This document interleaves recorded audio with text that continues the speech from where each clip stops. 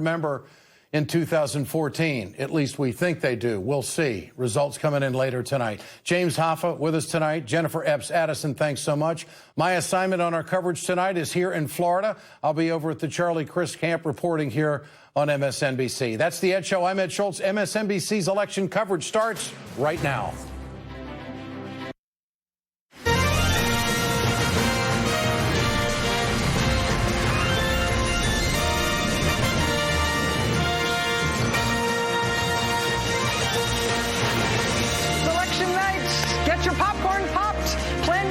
Needs accordingly, because this is going to be a long night with lots of suspense.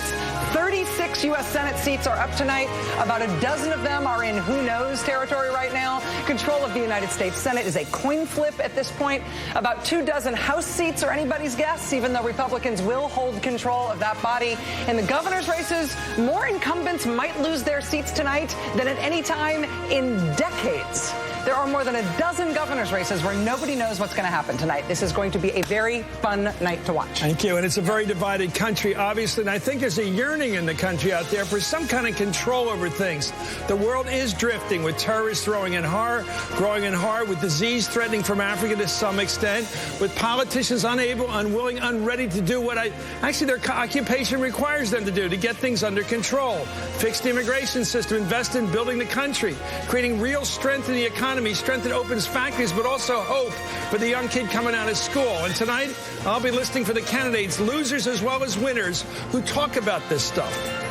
Tonight, the difference between what the country thinks about this Congress, how low the esteem of Congress is in the eyes of the country, versus how many hundreds of millions, nay, billions of dollars have been spent to address our options and our choices tonight in terms of how people are going to go vote tonight. That difference between what the public thinks and what has been spent to influence the public's opinion tonight, I think makes for a chaotic vista. I'm not sure what's going to happen. Well, the good thing about chaos is drama. Yeah. And the good thing about drama is there's personality in it. And I think tonight you're going to see some unusual people with audacity are going to come to the national stage tonight. And you're going to meet them for the first time. And some of them are going to be interesting to watch for years to come. I always like the guy or the woman who beats the spread, who beats the national wave, as we call it, who comes out, who survives the wave. You're going to see Jerry Brown, probably, in his fourth term as governor tonight. You're going to see people that have been around, people that you never thought would be big success. On the other side, John Kasich, people that you never thought would be big stars. It's going to be interesting tonight. Watch the person who beats the wave, who stands up against all the wind and wins nonetheless. That's the person I think you're going to see who's worth listening to in the years ahead. I think that's right. And I think as opposed to the 2010 midterms, when so many of the surprise races were surprises because one of the two people in the contest collapsed, there's very few of those tonight. People who are going to be winning are mostly going to be winning on their own terms. But in terms of the drama tonight and in terms of what to watch for, our own Steve Kornacki is at the Magic Election Board. He's going to be giving us some guidance tonight as to what we ought to be watching for, particularly early on. What's up, Steve? Yeah, well, I mean, first of all, we should say, going to be potentially a very long night when a really competitive race in Alaska we're talking about here, could be hours from now before this thing really gets settled. But I want to give you 3 states early on to keep a close eye on that I think are going to set the tone potentially for what's to come throughout the night, so that maybe by the time we get to Alaska, we have a better sense of where things are going. So let's start at 7:30 tonight. About an hour and a half from now, the polls are going to close in North Carolina. And this is the first of 2 early must-win states for Democrats. For Democrats to retain their Senate majority, Kay Hagan, the Democratic incumbent in North Carolina, really has to beat Thom Tillis, the Republican challenger. The good news for Democrats is that Kay Hagan has enjoyed a slight lead in the polls throughout this campaign. What Republicans are banking on here is the idea that there's this national wave today that's going to lift all Republican candidates like Thom Tillis. Those few critical points put him over the top. So here's a test of whether that's happening. One thing to keep in mind when the polls close, a lot of the sort of Democratic early vote, you can expect that to be counted earlier.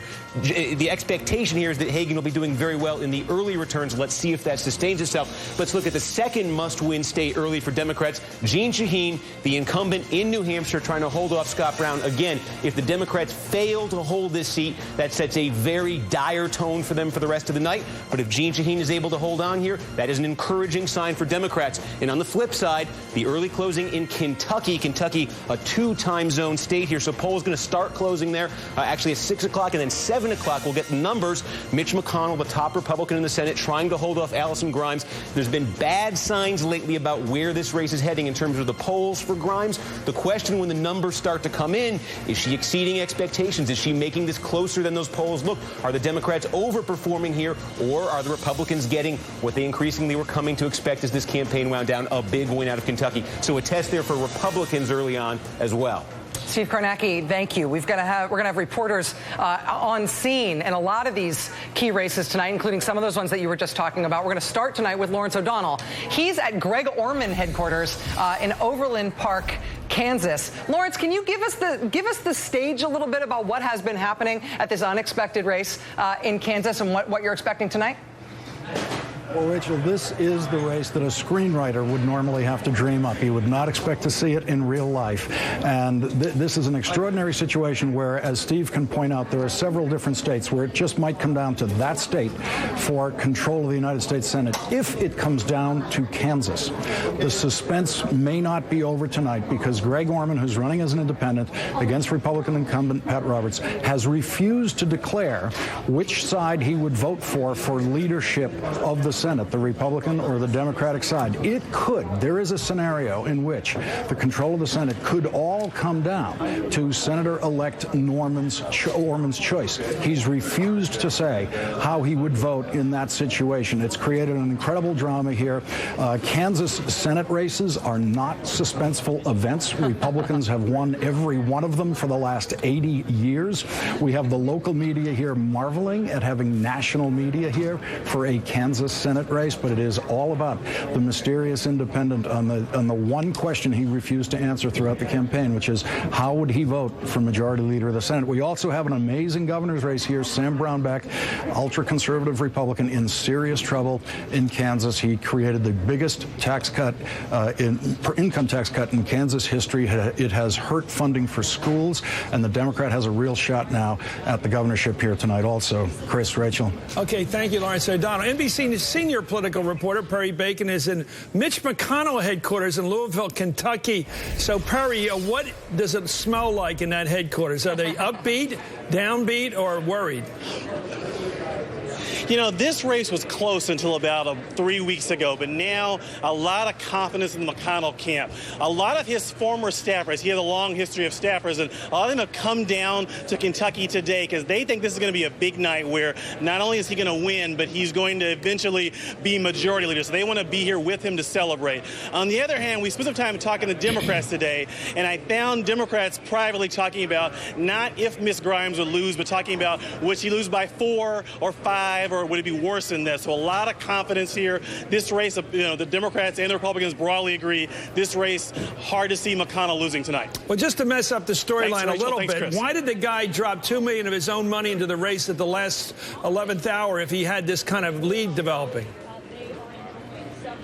He's nervous, and they've spent a lot of money. McConnell is running like a nervous person still throughout this race. He's done so. The final totals, Chris, I think will show that he spent 2 times as much as Grimes did, and you can tell on the ground here because people are, like, when I talk to them, repeating things that are in McConnell's ads basically word for word, because this is a very small state of 4 million people, and when you spend the amount of money McConnell has here, you've got a great saturation. I think that's what is driving this race. The money is really driven it here.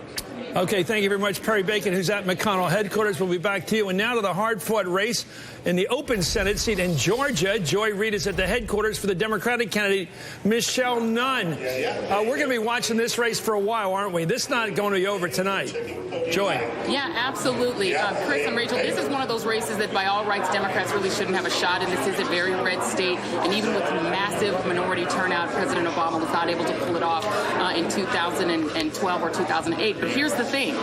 Democrats hope they can change the makeup of this electorate to bring out more African-American voters, even without the president at the top of the ticket. And they're doing that by walking this fine line between what the Republicans in the state want to talk about, which is Michelle Nunn and what they say would be her ties to President Obama, and what they need to get those African-American voters out, namely a decent respect for President Obama. So we talked to Allison Lundergan Grimes, who went out on the campaign trail with her earlier today.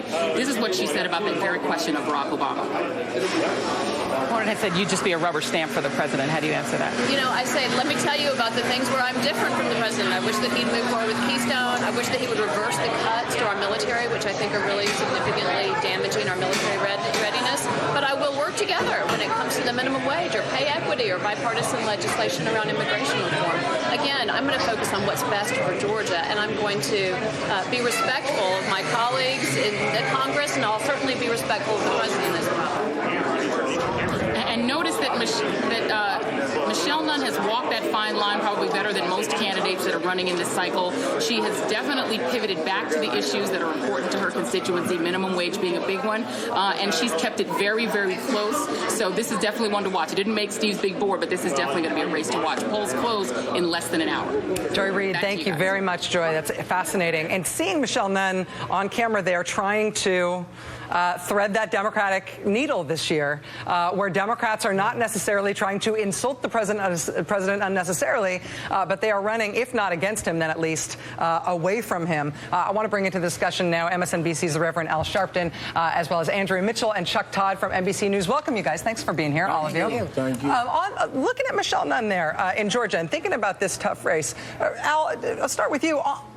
In terms of what they've been able to do in these individual tough races, what's been the difference between a state like Georgia, where it seems like the ground game is the story, the organizing is the story, the Democratic effort is the story, and a state like Kentucky, where all they're talking about is national prevailing winds? It seems like there's nothing state-specific that's making a difference in some of these states, but some of them it is. And some of the states have individual concerns, different, like, for example, Georgia, I toured, they're concerned in Clayton County with a transit referendum. In Kentucky, there are other concerns. In Missouri, it's about teachers' tenure. So there are different groups that are bringing out different constituencies, and I think all of these races will be determined by turnout.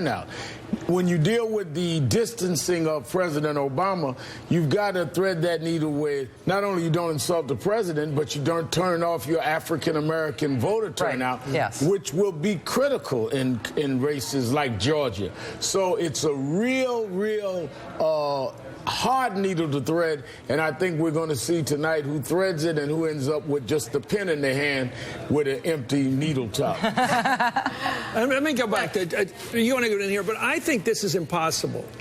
I don't know how you can appeal to Obama supporters by snubbing him. And when a candidate with a lot of publicity around her, Allison Lundergan Grimes, with a lot of political background, she's no amateur, she grew up with this, would refuse to say she voted for the President of the United States, the leader of her party, I think tomorrow morning when we put a signature on this election, it's going to be that denial. Denial twice, at least she probably continue to do it tonight. What is this about the Democrats where they can't stick together? Well, what I would say is that Michelle Nunn showed in that interview with Joy Reid that she could thread the needle by saying, I'm with him on minimum wage and other economic issues, and I'm not with him on others. I'm independent. I'm for the people of Georgia. That is a much more artful, politically artful way of handling it than what Allison Grimes did. I agree with you. I think that what Allison Grimes did in refusing to say whether she had voted for Barack Obama really ended up, if it does turn out that way in Kentucky, ended up being the turning point of that campaign. Here's what I don't understand, though. Are Democrats just myopic when it comes to managing the downside of things? Right, so Democrats are saying, like, maybe if I don't talk about President Obama being president and being a Democrat, he won't be president and he won't be a Democrat. That will no longer be a factor in my race. That's going to be true no matter what they say. But here's the thing. It didn't work for Republicans in 06. Running away from Bush, didn't work for Democrats in 94. It just, it's one of those things you sit there and you say, there's always one person it works for. And so then all these consultants gravitate, look, it worked over here. Yeah. It didn't work for 34 other people. So I don't get it either, because I think what you do is, so one side says President Obama's the problem with the economy, the problem with the gridlock. The other side says, well, you know what? President Obama is a problem. You're right. Well, what does everybody hear? President Obama's a problem. So here you had number one and number two issues are what? The economy and gridlock. We found that over and over again. Republicans handed the people that didn't like the gridlock President Obama, and Democrats said, well, we're going to go after this niche voting group. We're going to have to get this niche voting group. We're going to have to get this niche voting group. And where was the message? And right? where was the cohesive? Where was the cohesive? Can I ask a question of Andrea? We talk all the time. ISIS exists. There's a part of the world right now that's growing and perhaps into a caliphate of people that are really anti-Western, anti-Israel, but anti-us. They grab our people and they behead them on television. How did that cease to be an election issue? Because somehow, did we change the channel? Did Ebola with 2 victims seem more important to us? I mean, how does that happen? I think it did stay an election issue. I mean, we saw all these closing argument ads. The world's a terrifying place. Be afraid. I sense it's more. It was not a substantive argument. It was a scare tactic by the Republican opponents of Democratic incumbents who tried to focus on ISIS and Ebola in the scariest, most non-factual ways to take the eye off. Where's the debate about the real ISIS? issues, which were the see, this economy. goes the Democrats were dumb enough to not say, let's talk about the economy. Right. Not only that, they didn't even have, but they didn't engage in the conversation. You know, Republicans had a strategy here for 18 months. They're going to nationalize this election. They thought it was going to be health care. You know, the issue kept changing.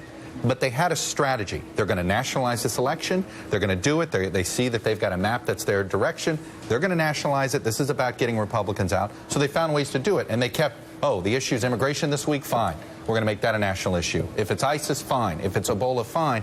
And then the Democrats, again, just got caught up in their, I think, this is not a case where the sum is greater than the parts, and they only focused on the parts. They tried to make every election a local election, every election a state-specific election. And it worked in one place. Now, she may not win. It worked in one place, North Carolina, because you had something that the opponent was a part of. Right. Tom Tillis represents the legislature. So Raleigh Republicans versus Washington Democrats. So she created a choice election environment. You can't say that in many other cases. But they could have. They could have taken some of the national arguments. For example, when you talk about the economy, rather than accept their premise, they could have come back with a different premise saying, yes, this president inherited 800,000 jobs, he added jobs every month. And if we had gotten more public sector jobs that you voted against or your party voted against, it would have even been more enormous. But when you accept their premise, you lose your conclusion. And that, I think, is the biggest problem. There was a way for Democrats to win a national election. Well, that's the greatest question of the night. Why are the Democrats pretty good at getting to the end zone in NFL terms, but not good at putting on a show in the end zone? I mean, they get the damn touchdown. They don't do any hot dogs. They don't do anything. I mean, if W had gotten this 17,000 in the stock market, if he had reduced the unemployment rate, they would be bragging. But hang on. up 2%, wait a never minute. mentioned. The rural economy is not good. I know, but the numbers are good. And by the way, the rural economy is not good. The rural economy. And guess where these Senate races are being fought? In places that have a higher propensity of rural Americans. That is the difference. These races are not in but Chuck, I would have connected, urban economies are doing better. But I would have connected the rural economy to some of the public sector things that were blocked by Republicans. If you don't toot your own horn, the other guy won't toot it for you. All right, coming up, our first look at the exit polls early into election night. This is data that you do not have yet. You don't have it from anywhere, but you are about to get it right here. MSNBC's live coverage of Decision 2014 continues right after this. Stay with us.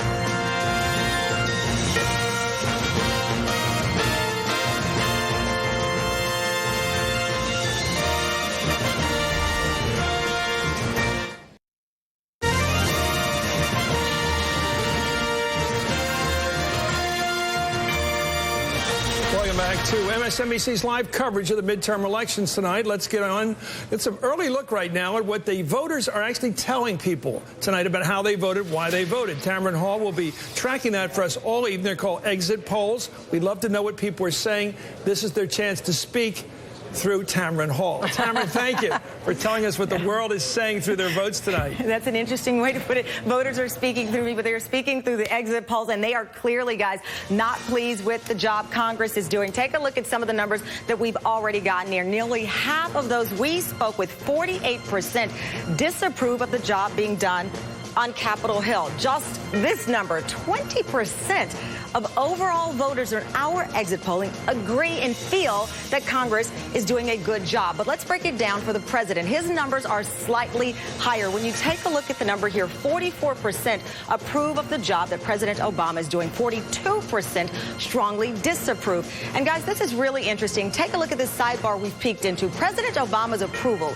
is nearly identical to those of George W. Bush in the 6th year of his presidency. President Obama at 44%. George W. Bush in 2006 at 43%. And back in 1998, Bill Clinton's approval was at 55%. So that's the early glimpse of what we're getting in to the exit polling room, and we'll bring you more data throughout the night. Tamron, thank you. Fascinating stuff, especially, I mean, looking at those numbers for Clinton and George W. Bush, right? We haven't had very many two-term presidents. Right. In the 20th and 21st century. But Bill Clinton in 98, that was in that 6-term midterm, that 2nd-term midterm for him, he actually did a lot better than the historical average would suggest. He was one time that the president's party actually sort of picked up seats in a way that history would suggest was impossible. It's because he had that very high approval number.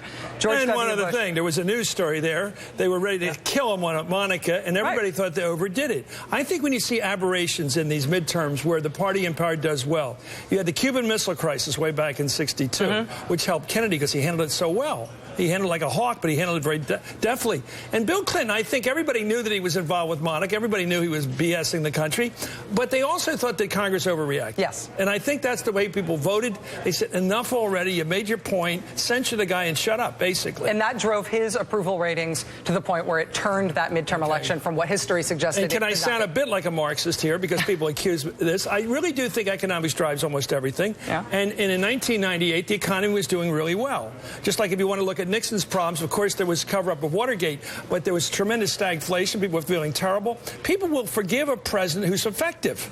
They'll approve it. They'll put up with his... They will do so when they can vote for the president. In a midterm, though, it's almost always party pendulum that affects how people vote. Then the 6th year, you're right. Yeah. In fact, you know the average. 6 losses tonight would be typical. Yeah. And I do think that... the economy is overrun. Look at our numbers. You ask people the biggest thing they worry about the economy because everybody gets home to their kitchen table and they forget about politics for a while. And they go back to, they never forget about their lives, but they forget about politics. Yeah. I was doing an interview the other day trying to talk about Tip and the Gipper, and a reporter said to me, oh, when did Tipper Gore, Al Gore's wife, begin her relationship with Ronald Reagan? So, I mean, not everybody watches it as closely as we do. Right. You know, that's fascinating. They're vaguely aware of it. Talking about President Obama and how much the Republicans have tried to make this about him and Democrats have freaked out with that confrontation. President Obama himself did do a bunch of radio interviews today, last-minute radio hits, including this one in Hartford, Connecticut, trying to get out the vote. Take the time to go out and vote. It's something that is part of our civic obligations. And our founding fathers and subsequent generations fought for that franchise. It matters in terms of day-to-day how kids are going to be able to learn and whether jobs are created and whether we're protecting the environment. There are big issues at stake. Don't leave it to somebody else. Make sure to go to the polls.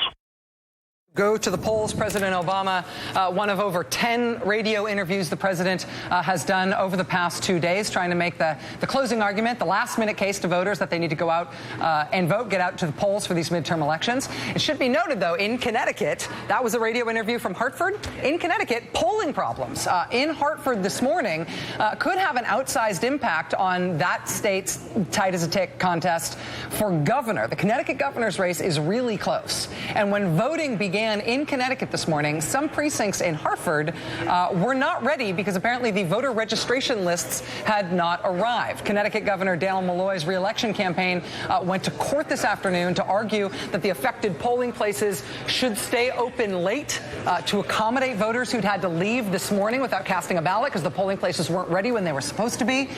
Republicans opposed extending the hours at all, but a couple of hours ago, just tonight, a judge in Connecticut reached a decision ruling that 2 specific Hartford polling places would remain open for a half-hour longer than had been previously suggested. This is a fascinating race because this is a rematch from 2010. There's only 6,000 votes between Dan Malloy and Tom Foley in 2010 without running up huge margins in places like Hartford and New Haven and Bridgeport.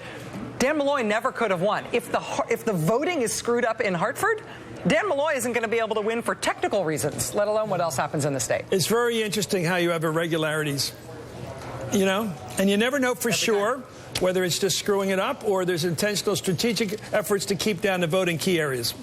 Throughout the night, we're going to be talking with our friends and strategists, Democrat Robert Gibbs and Republican Steve Schmidt. We've got you at sort of strategist central, fellas. Thank you for wearing matching ties. Thank you for both being here tonight. In terms of this issue about whether or not this election is about President Obama, was that necessarily always going to be bad news for Democrats? Did they have a choice in how to handle this? Republicans knew what they wanted. Democrats seemed like they never did. Well, I think one thing that's interesting, and you both have talked about this, there's the 6-year itch problem. In 1986, Ronald Reagan was at 63% and lost 9 Senate seats. There is a 6-year history problem that affects Republicans and Democrats. I think what will be interesting to see at the end of the night, did Republicans nationalizing this election help bring those very base drop-off voters that Democrats need to win in some of these close races out by talking about how much they were opposed to the president, how much they were going to do to stop the president? Did that actually activate voters that would normally have sat out an election except for a presidential year? Steve, when Republicans consider the strategy like that, is that something you have to worry about, that they're going to cause a backlash among people who like the guy they're targeting? Look, there's no doubt when you're talking about a midterm election, one of the issues you're dealing with is a Republican turnout advantage, and that might have been wiped away by the dynamic that you're explaining. But look, this is the most expensive midterm election in the history of American politics, and the overwhelming majority of the ads have been of Republicans saying, I'm not Barack Obama. I'm going to oppose Barack Obama. My opponent votes with Barack Obama in the case of Kay Hagan 96% of the time. And, of course, the Democratic candidates have tried to say, look, I'm an independent voice. I agree with him on some issues, disagree on the others. And we'll see how that plays out in a geographic terrain that is overwhelmingly favorable for Republicans tonight. Let's talk about the politicians you guys know pretty well and how they all say they don't watch television. They're all watching every minute of this tonight. It's only a question we'd like to find out who they're with. But, Rob, I want to ask you about this question. The president's watching. He had to run an almost stealth campaign. A lot of black radio, but avoiding big national statements. He didn't try to get up on stage all week or the last month at all. Right. How much is that going to bother him? Just the fact that he had to go quietly into the night, basically. Of course, he went to Connecticut. He went to North Philly, to Temple, and a few other places. But he knows he's almost not as bad as LBJ was at one point. But the fact he had to go undercover in an election year? Well, I think you guys put up the numbers. It reminds me of the atmosphere politically in 2006, and the approval numbers show it between George W. Bush and a parallel with Barack Obama. He's one of the most competitive people I've ever met, so of course it bothered him not to be out there more. He did end up mostly in safe places, and the question is, did some of that stealth campaigning, did a lot of radio interviews, particularly in the African-American community, help on turnout? Look, this election speaks to the enduring wisdom of Harry Truman, who said, if you want a friend in Washington, get a dog. You have the president has two. Right, you have an enormous number of these Democratic senators that owe their seats, owe their election to Barack Obama's spectacular rise in 2008, not a few in 2012. And, of course, you now see the dynamic playing out where they don't know him, they don't support him. In Alison Lundgren Grimes' case, won't acknowledge whether she voted for him or not. This is just Washington politics. And what's interesting about it is the dynamic of politicians is that every one of these senators, when they're back Republican or Democrats, in the presence of the President of the United States, will be obsequious towards him, will act as if he is their best friend, will want to have their pictures taken with them. This is just part of the time-honored ritual of America. American politics. But what's interesting, I think, for the Democrats is there was only one way through that mountain pass. And it wasn't distancing yourself from President Obama, because it's very difficult to do if you've supported his policies 95, 96% of the time on the vote. So you have to acknowledge reality. You have to lean into the wave. You have to embrace reality. And I think you've seen some of the Democratic candidates out there fumbling around with this issue. We'll watch how that plays out tonight. Yeah, and I think, Steve, you make a great point. In 2008, it was probably as good a year as Democrats could have had. We won seats, Senate races in Alaska, that everyone knew 6 years later would be hard to hold. These first couple seats that we're going to see, North Carolina, New Hampshire, Kay Hagan in a great Democratic year got 53%. Jeanne Shaheen in a great Democratic year got 52%. So while I think there's a lot of real estate that is very dark red and is going to be very tough terrain for Democrats, what will be interesting to watch is how big this so-called wave is when we look at the 4 Senate seats that are in in purple states, right? Yeah. New Hampshire, North Carolina, Iowa, and Colorado.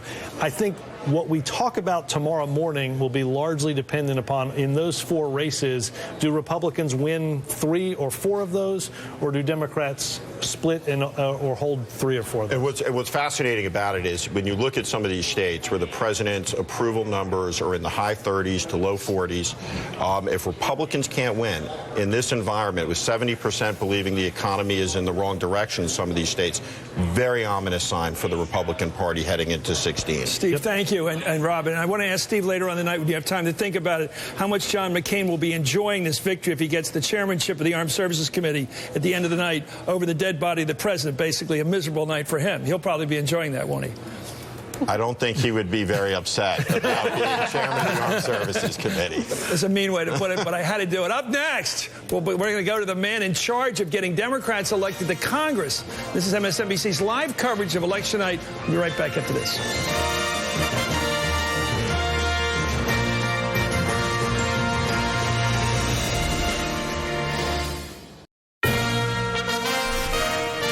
We are just under 25 minutes from poll closing time in some key states, including the hotly contested races in Kentucky and Georgia.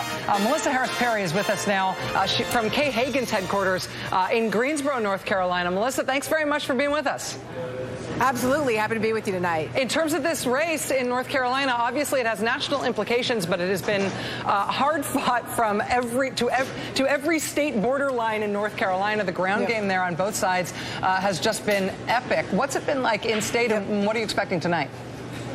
Well, I mean, I think, I think the overwhelming feeling for North Carolina voters is that they are glad it's going to be over because the commercials alone are bombarding at such a rate that you can barely sort of think through programming because there are so many commercials. But I think, part of what we're going to learn tonight, I think if there is a Hagan win, despite the fact that we are in excess of $100 million spent in these 2 campaigns, the most expensive Senate race in North Carolina history. Despite that, it may not, in fact, be that spending that would have made the difference if, in fact, Hagan wins. I actually think that it'll have much more to do with a set of campaigns going on outside of the Hagan campaign itself. So that is the Moral Mondays movement, which used in many ways Tom Tillis as the character that they have been organized against now for more than a year.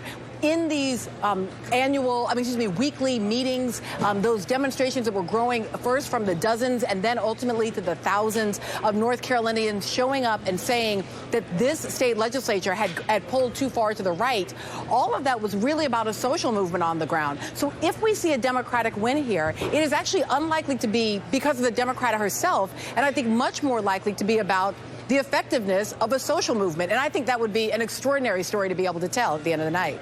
Melissa, in terms of the North Carolina, the closeness of the race there is a third-party candidate on the ballot there, a libertarian who hasn't received a ton of attention, even Sean Hawes. Everybody's been so focused on this top-of-the-ticket race. Is there any indication of any? Are you seeing, signs for him on the side of the road? Is there any indication of any sort of support for him that might be significant enough in such a close race that he could be a decisive factor? Well, so look, there's been some conservative spending that is pro-Sean Haw spending. The goal of it being, so it's both sort of emphasizing his interest in the questions of peace over war, but also the legalization of marijuana and some other currently illegal drugs. And I think the idea is to try to pull some portion of the kind of millennial vote, youth vote away from Hagan, because it would only take just a tiny percentage to do that. I think that is the kind of strategy that could work very well in a general election, but in an election that is a midterm, that is relatively low information, relatively low turnout, it's the decline part of surge and decline. The idea that the young people who are going to show up to vote are going to be that easily swayed, as opposed to showing up to vote because they already have very strong preferences for one candidate or another. My bet is that as fun as the Sean Haw story is, I bet it's unlikely to make much of a difference in the results tonight. Fascinating. Anyway, I'm not a big fan of third-party candidates because they do that kind of messing up with the race. Anyway, Alex Wagner's with us now from Scott Brown headquarters up in Manchester, New Hampshire. Well, I'm waiting to hear what you have to say, Alex, because you're a pro, and that race up there, we were just up there last week, and I loved your question to the Republican candidate, by the way. He really seemed to like it, too, about what zip code he was going to have if he lost.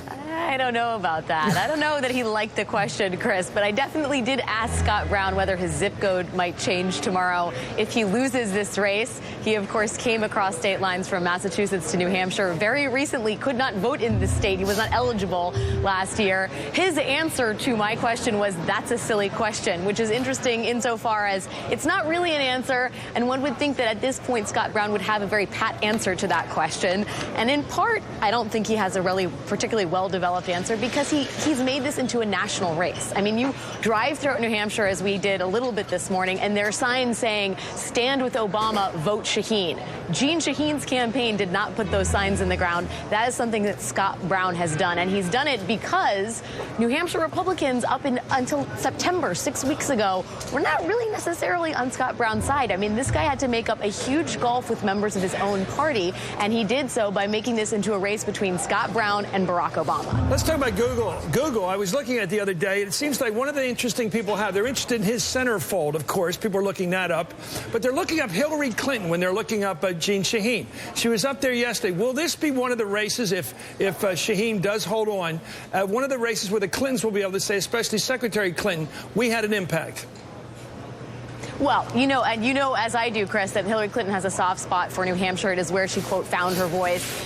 And look, I mean, it is undeniable that Jeanne Shaheen is liked in this state. Her favorability is pretty great. Her money, her resources are there, and she has a pretty formidable ground game. So, in this way, it's weird insofar as Jeanne Shaheen is not as much on the ballot as Barack Obama and Scott Brown are. If she can claim credit, that's entirely owed to her and really no one else. Alex Wagner reporting tonight from New Hampshire. Alex, we will be back with you. Enjoy the night. It's going to be fun and probably a long night there. Luke Russert is in Iowa. He's at the West Des Moines headquarters of the Republican Senate candidate in Iowa, Joni Ernst. Luke, I have to, based on everything I'm reading about Iowa right now, I have to believe that the Joni Ernst folks are excited and confident tonight. What does it seem like on the ground? Yeah, I think it's fair to say momentum is certainly with the Ernst campaign. The Des Moines Register poll that came in on Saturday, which is really considered the gold standard of Iowa polling, showing her with a 7-point lead. Also leading on the question of whether or not who cares more about people like me. That's terrible for a Democrat to trail on that question. What really interested me, though, is these early voting numbers that we saw officially here today in Iowa, something that's so important.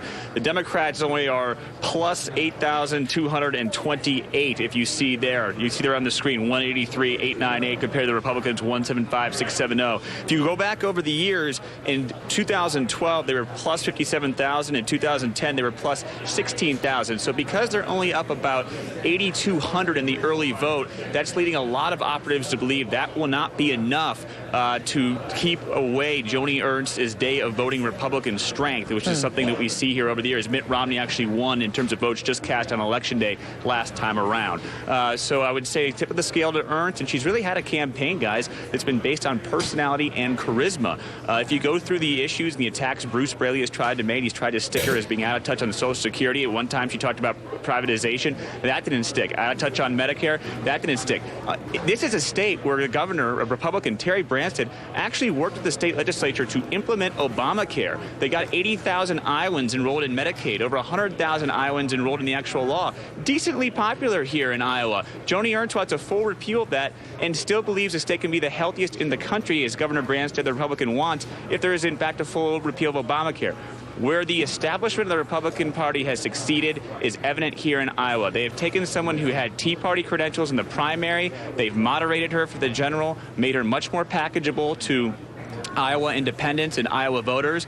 And I suspect if she comes out victorious tonight, she will sort of be what everyone on the Republican side points to is what can happen if they get the right consultants, the right media training, the right branding, and they package themselves in a more conciliatory way moving forward, guys. Wow. The packaging of Joni Ernst, the castrator, the hog castrator. Amazing piece of work by those people. That's how she launched her career. Huh? Yeah, and we're going to find out what she actually becomes if she does win. Anyway, thank you, Luke Russert, out in Des Moines. Right now, we're joined by U.S. Congressman Steve Israel. Of course, he's chairman of the DCCC, we call it, the Democratic Congressional Campaign Committee. It's his job to win tonight. Let me ask you about, I'm going to be really positive with you, Steve, my friend. I'm going to ask you the points of light. Where do you see your party pulling some upsets tonight against the wind conditions? Well, look, there's no question, Chris, it's a tough environment, tough terrain. But here's what's different. We're only a few hours from all the polls closing, and yet not one single Democratic incumbent in any competitive district is down and out. In 2010, going into early October, we knew that about 50 of our incumbents were in trouble. 30 of them weren't going to win. But we have fortified our incumbents so that there's not one single incumbent right now that we're ruling out. They're all competitive. I think we also have some really strong challenges. I mean, we have Republicans back on their heels in Nebraska. We have them back on their heels in the panhandle of Florida. We have them back on their heels in Iowa. We have them back on their heels in a race in California.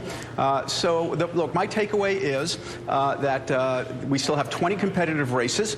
And I think not only will it be a long night before we know where we land, but it may be a couple days before we know where we land. Well, here's the key question to a lot of people. Can you take a loss that's so big tonight that even Hillary Clinton, if she runs and wins the nomination next time and comes in but unable to bring the House with her because you guys have lost such a margin of defeat up there that even her successful win with maybe 52, 53% of the popular vote wouldn't be enough to bring in.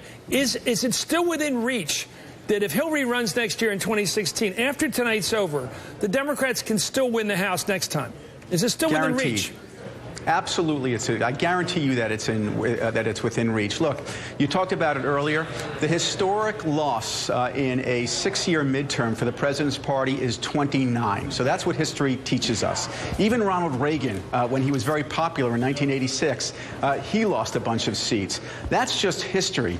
But what I think is going to happen, Chris, is that these Republicans, they're going to double down. I mean, I can't imagine Ted Cruz and Rubio saying, we won the majority in the Senate if they win.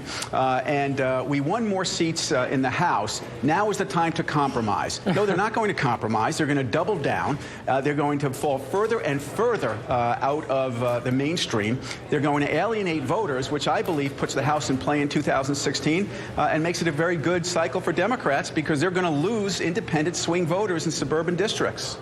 Congressman Steve Israel, head of the DCCC, in charge of electing Democrats to the House, as he acknowledged, in a very tough environment. Congressman Israel, thanks very much for being with us. Appreciate it. The eternal optimism of the people in charge of doing stuff like that. All right, less than 15 minutes now until the polls close in Kentucky and in Georgia. Two big, nay, huge Senate races that we are watching tonight. We're coming right up on it. This is MSNBC's live coverage of Election Night. We're back right after this.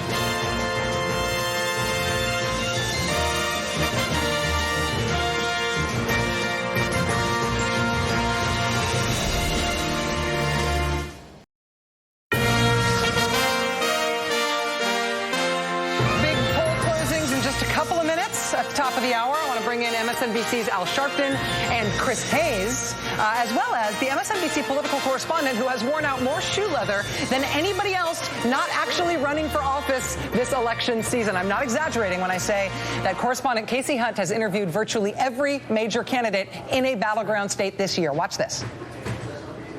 You all ready to do democracy? Are you ready to get those ballots out? Hey, Casey, I don't really want to talk to you. I grew up castrating hogs on an Iowa farm. What does castrating hogs involve? A very delicate hand. Let's put it like that. Would you want him to come down and campaign for you? I speak for myself and don't need any other surrogate to do that. You and Scott Brown keep wanting to make this race about the president, but this race is about New Hampshire. If you lose this race, will you and your family commit to staying here in New Hampshire? Of course. My mom is 5 miles away. Who would you caucus with if you're elected? Well, that's a great question and a great point. What I've said. You are going to have to decide. He's for Obamacare, all right, and he's for amnesty. Okay. I think that's part of this sense of entitlement. It almost is like, I serve my country, therefore let me to the Senate. You going to win in Arkansas, yes or no? Yes. Are you going to Louisiana? Yes. Iowa? Yes. New Hampshire? Yes. North Carolina? Yes. You got any no's? Alaska? Yes. What we know about this election season, we know in large part because Casey Hunt was there annoying the candidates and their surrogates by asking them face to face. They did seem a little annoyed by the end. Well, did you feel like by traveling out to meet folks on the ground, going to all these places where they're campaigning, that you learned a different story than what the Beltway and the national media are talking about and how these things are being contested? Well, you know, I think it gives you a couple different perspectives. First of all, it gives you a real sense of which candidates are stronger than other candidates. I mean, people, you know, when we're looking at this from inside the Beltway, we tend to discount what are these people like? Are they good at this? Do they love it? Do they work hard? And being out there sort of gives you a sense of those kinds of things. And the other thing is it also can allow you to pick up on trends a little bit sooner than we might otherwise in Washington. When you're talking to people on the ground, they're telling you what they're seeing in that moment. And it takes some time for that to get back to folks in D.C. Chris, the touchy ones are losing, right? I'm sorry? The touchy ones are losing. Yes, the touchy ones and the ones who, you know, I mean, Democrats in particular struggled with a lot of these questions. I mean, the question about President Obama is a very straightforward one, and people really struggle to answer it. Chris Hayes, on that question about whether or not President Obama is the guy on the ballot, even though he's not on the ballot this year, could Democrats have handled it differently than they did? I think they could have. I think the one place where they really could have is around, actually, the Affordable Care Act. What happened was the Republicans always thought this would be another Affordable Care Act referendum election, and then it clearly became the case that they no longer had the politics in their favor. And rather than seeing Republicans retreating as a sign of political weakness and attacking, Democrats and Republicans came to this weird kind of truce in which the central political debate of the last 6 years was just thrown out the window by everyone. We're just not going to talk about health care at all. It just won't be an issue because Democrats were so scarred from fighting those battles in successive elections, because Republicans realized the wind was no longer on their backs of the issue. All of a sudden, this thing that has been the center of American domestic political debate, that is the largest piece of social legislation in 30 years, is just nowhere to be found on the campaign trail. They just dropped it. Anyway. Okay, I got to go back to this. When we come back, I was going to ask the Reverend Sharp a brilliant question, but I'll get to it later. And then the rolls will have just closed. The polls are just closing in some key states. The key ones right now, Kentucky and Georgia, coming up in a minute. Our first results of the night coming here in seconds.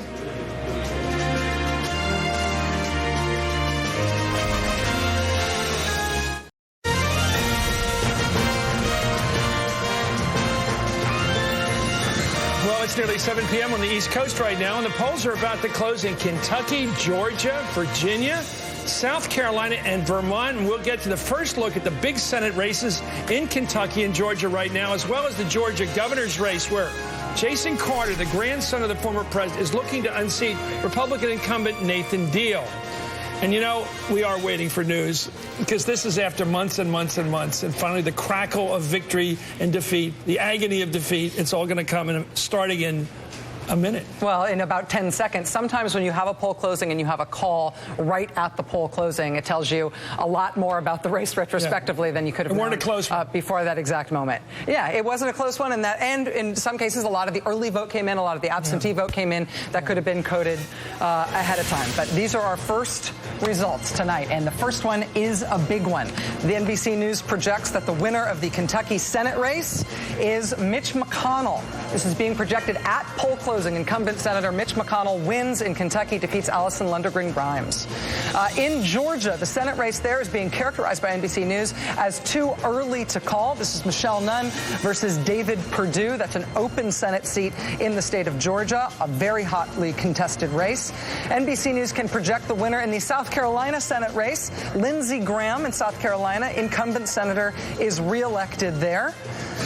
Also in South Carolina, special election for a Senate race there. Tim Scott, the incumbent who is serving out the partial term there, is elected in South Carolina. In the Virginia Senate race, this is interesting. Incumbent Democrat Mark Warner, right now too early to call in his race against Republican Ed Gillespie. Again, that's the Virginia Senate race. At this hour, NBC calling it too early to call. Overall, in the Senate at this hour, what we can tell you is there are 33 Republican seats in the Senate. There are 32 Democratic seats in the Senate and 2 independents who have previously caucused with Democrats. But that's the overall balance that we'll be watching tonight in terms of who gets to 50. Now on to some of the governor's races. Georgia not only has a tightly fought Senate race, they've also got a governor's race that right now NBC is calling too early to call. This is Jason Carter, the Democrat, and Nathan Deal, the incumbent Republican governor.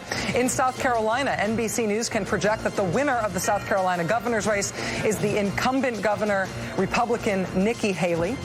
In other governor's races this hour, we can take you to the great state of Vermont. Peter Shumlin is the incumbent Democrat there. Scott Milne is his Republican challenger. At this point, they're calling this too early to call. One thing to know about this Vermont governor's race is that there is a 50% threshold for winning a race like this. It makes it a different threshold for calling it, a different threshold for winning than you'll see in some other races. But at this point, NBC News says in Vermont, it is too early to call between Peter Shumlin and his Republican challenger, Scott Milne. Fascinating. Mitch McConnell, nice guys finished first.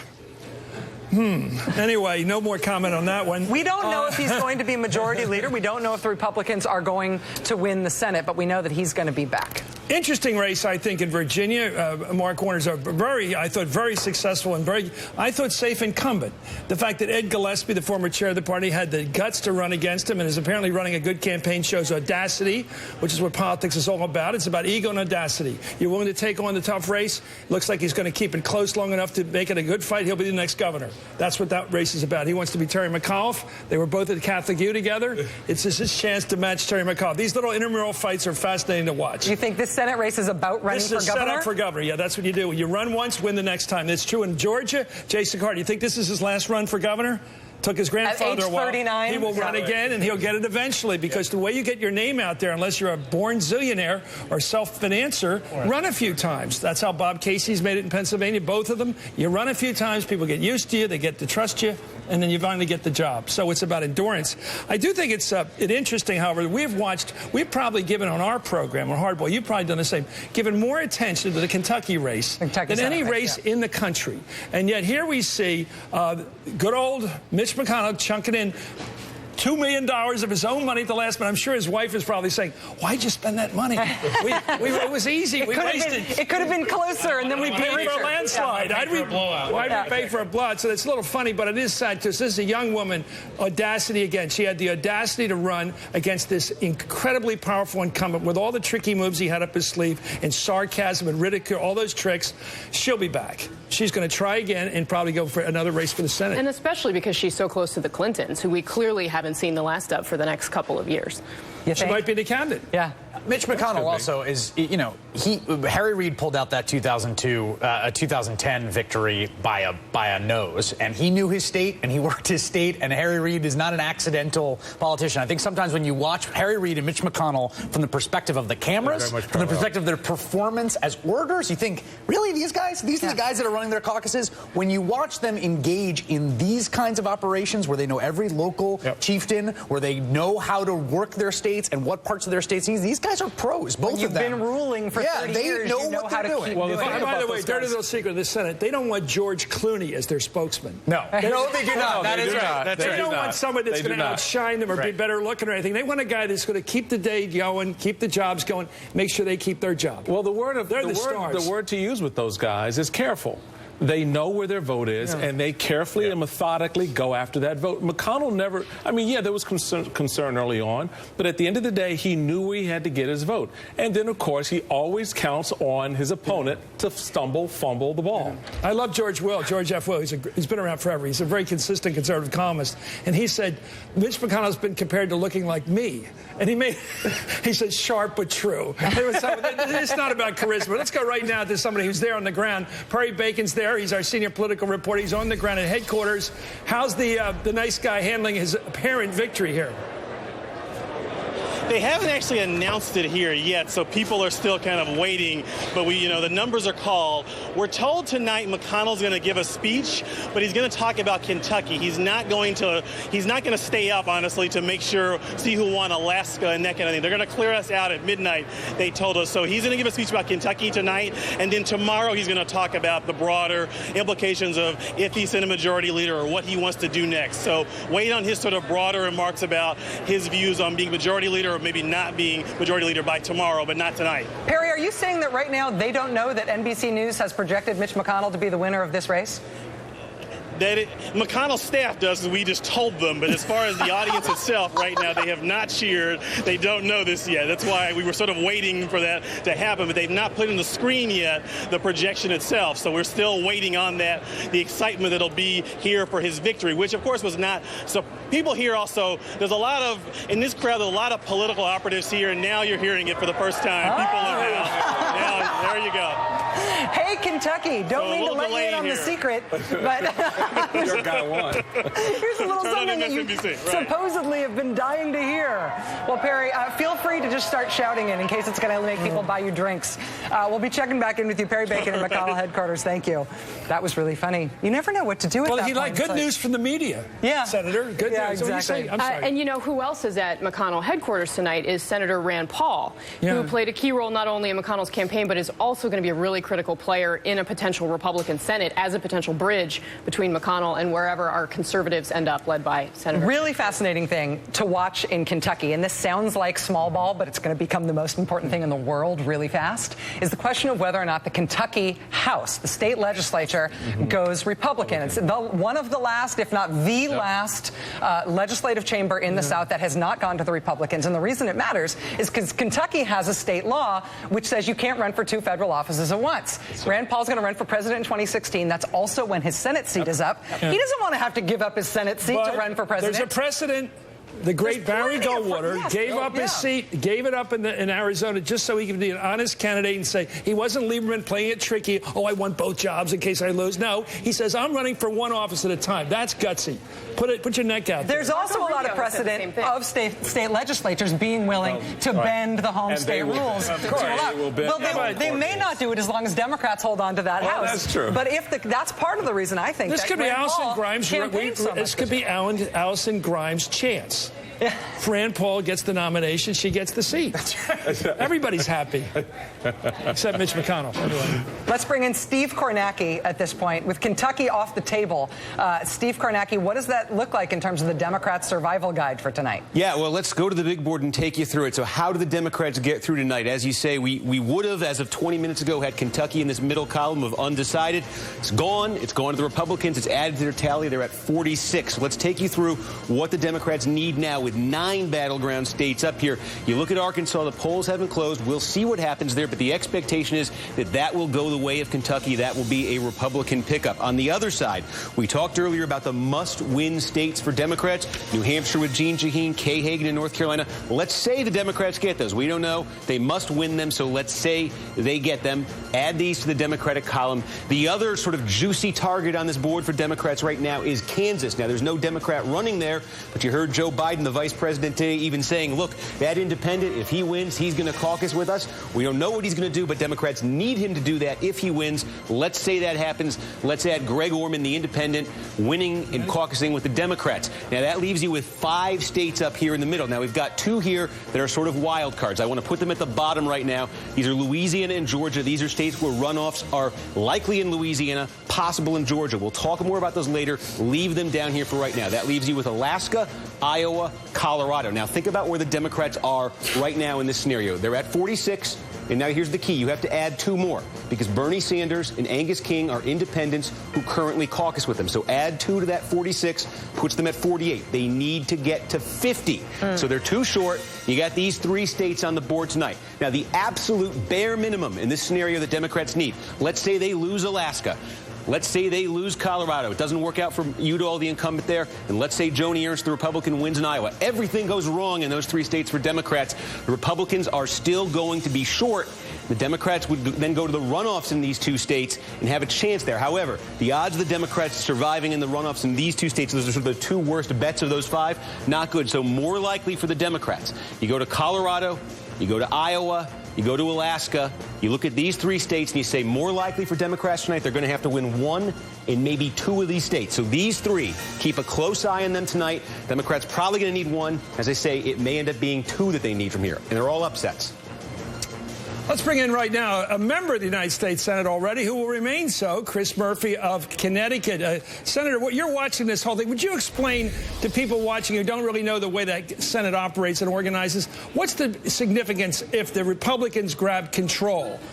What does it mean in terms of what's likely to come out of the Senate the next 2 years if they even have a 1-seat advantage coming out of tonight? Well, there's a number of consequences. I know a lot of people watch the pace of the Senate and the number of pieces of legislation have come out and wonder what the difference is. But the fact is that the agenda is controlled by the majority. The chairmen who oversee these committees are determined only by the majority. And maybe most importantly for the Senate, the president's appointees to various agencies and to the federal bench is determined by the majority, especially now that we've changed the rules such that 50 votes can put a nominee through. I think you're going to see the president's appointees effectively shut down. It's a government shutdown by another mechanism. They're not going to stop funding the government. They're just going to stop populating it with the president's appointees. So I think that's probably the most significant change you'll see. Well, let me hit you with a couple ones, because people are nervous about it. Will there be a vote on immigration? Because the Senate with Democratic leadership did pass an immigration bill with 12 Republicans. Well, even if the Republicans pick up the leadership by a vote or 2, will there still be enough power there to pass a decent immigration bill like you did before? No, the problem is that this is going to be perceived as a victory for the Tea Party. These people like Joni Ernst and Tom Cotton, they're not going to be working with the moderates who are trying to pass immigration reform. They're going to be stopping it. And so I don't see any way that that sort of middle-of-the-road agenda that people like John McCain or Lindsey Graham have supported in the past is going to be able to get support from that caucus, which is going to be radicalized by this election. Terrible. Senator Murphy, when you're looking ahead at this Connecticut governor's race tonight, there's been some concern about voting in Hartford. Judge has ordered 2 specific voting places in Hartford to be held open a half hour later than they otherwise would have been. It seemed like those places had a hard time getting open this morning. We know that Connecticut Governor Dan Malloy's strategy really depends on turning out big margins in cities like Hartford, in the urban areas in your state. Are you worried about either shenanigans or just failure in terms of the ability to pull off the election in Connecticut today in a way that may affect what happens there? Yeah, I'm not worried because what we've seen in the cities here in Connecticut across the day is higher turnout this year than you saw in 2010. Governor Malloy went into the election day 4 years ago down by 3 points. He won by about 6,000 votes. He's going in up by 2 or 3 points this time. I think he'll pull it off. You know, Connecticut is a blue state for federal purposes, but we've elected a lot of Republican governors over the past 20 years, so it's not really that surprising that this is a dogfight here. Thank you, Senator Chris Murphy of Connecticut. It's good to have you with us tonight. Appreciate it. Thanks, guys. All right, coming up, we have some breaking news, actually, in the Florida governor's race. We're going to be going live to Charlie Crist's headquarters in St. Petersburg. That's next. You're watching MSNBC's special coverage of election night. The big news so far is Senator Mitch McConnell in Kentucky being reelected. That was a call at the closing of the polls. There's a lot still to come tonight. Stay with us.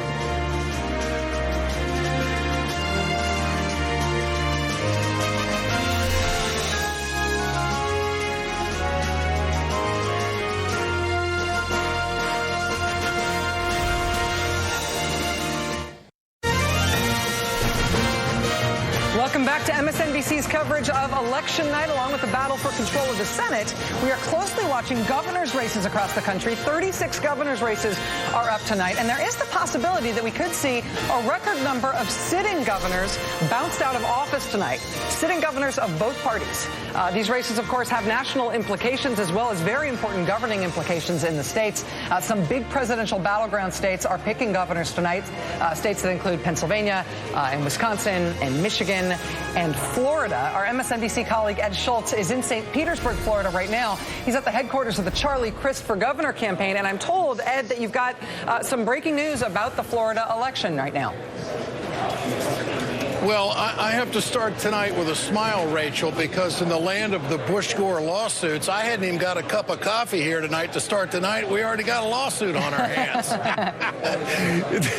Charlie Crist Camp is very concerned about what's unfolding in Broward County. Number one, it's not the kind of turnout they were looking for. Early voting was pretty good. But the Democrats have to score well in Broward. They have to score well in Dade and in Palm Beach County. Now, what happened in Broward early this morning is that the polling places were opening up late because there were some irregularities with some of the machines. There was also a great deal of misinformation and voters were confused. So late this afternoon, Charlie Crist Camp, which by the numbers statewide off to a pretty good start, they have asked for a motion to extend the voting hours in Broward County. Now, generically speaking, you can come to the conclusion this is a big deal. Because if Broward County doesn't get every vote counted, it's, number one, going to be an issue as far as the voters are concerned. They're going to be very upset about it. It's a stronghold for the Democrats and Charlie Crist. But also the fact that the voting machines, and if they have these problems, who knows where this is all going to end up. So our first report tonight out of Florida starts out with very troubling news for the Democrats and a court ask to extend the voting for at least 1 hour. One Democratic operative told me that they were going to try to get 2, but it looks like they're going to ask for 1 hour, and that's what we have at this time. So it looks like it could be a long night here in Florida. You know, this race has had everything, and the money has been absolutely staggering. In the last week, the Crist Camp has tried to keep up. They've had some conference calls with fundraisers. They've never seen money like this come over the phone just to try to keep up with what Rick Scott has done in the last week of throwing some $20 million of his own money into this thing. Ed, I should mention, while you've been talking, we've been showing some of the early results that we've got from Florida. And I should just clarify for our viewers at home that some of the vote is in Florida, but there are still polling places open in the Panhandle. There's a number of states, including Florida, where polling places close at different hours depending on the time zone. So I just want to make that clear. Ed, though, as you're watching the Crist campaign react to what they're worried about in Broward County, file this lawsuit as they're scrambling to make sure that the election is handled the way it's supposed to be handled. Can you just tell us basically what their level of confidence is overall, whether you think that they think they're going to win tonight, whether you can tell if they're just spinning you or if they believe it? Nobody's talking about a win here, Rachel. Neither side. It is so close. It's razor thin. There's not even a whisper about who might be leading or what is so positive for them to believe that it's going to be a great night at the office. It is so close. But we have seen some turnouts. For instance, in Hillsborough County, there's been a good turnout tonight. Over at Florida University, there was a turnout that they have never seen in midterm elections before. They've already surpassed the 2010 turnout from the data that they have, but they're certainly not going to reach 2012. One thing that has not been focused on very much is that Charlie Crist tapped into the Obama data mining personnel. There's a number of people that were working with the Obama camp that kind of slipped under the radar screen and ended up working with Charlie Crist camp. And so the research that Charlie Crist's team has should be spot on. And so the fact that they're not saying anything here early tonight just underscores that they're not out of the woods yet. They're pretty nervous, but the same thing goes for Rick Scott's camp as well. Close to the vest is the way they're calling it right now. And you must love this stuff. There was a great 7-point plan they did down there in Florida last time in 12 for the president for his re-election, where a friend of mine was working down there, and she said that you would make 7 contacts to each voter, whether it was knocking on the door, leaving a door hanger, or making a phone call, or that morning offering a car ride. And if you put those 7 contacts into each voter, you would get a vote. And so everybody felt they were getting input that led to output. Is it that kind of a machine that they picked up on down there for the governor? It is. It is exactly that.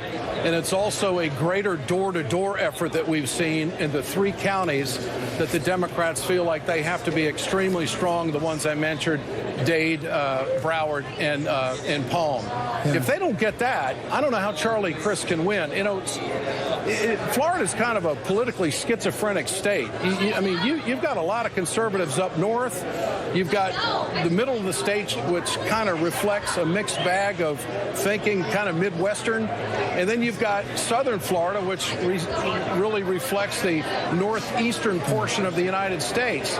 Now, figuring out the model to get those folks together to get out to vote has really been the challenge here. I talked to a lot of African Americans in Broward County when I was down here the last few days. They didn't feel like their young people were as energized as they should have been. And some of the older African Americans were telling me, say, Ed, we got to get the young kids there. They don't even know what's going on. And so they were a little bit apprehensive about all that. But the data mining people from the Obama team to Charlie Crist really was a brilliant move. So they feel like they got their bases covered. It does come down to the turnout. Let me tell you about the money in this thing. We all know that Rick Scott's very, very wealthy. He's thrown $20 million of his own money into this thing late to try to secure it. Last week, there was a conference call amongst the trial lawyers here in Florida.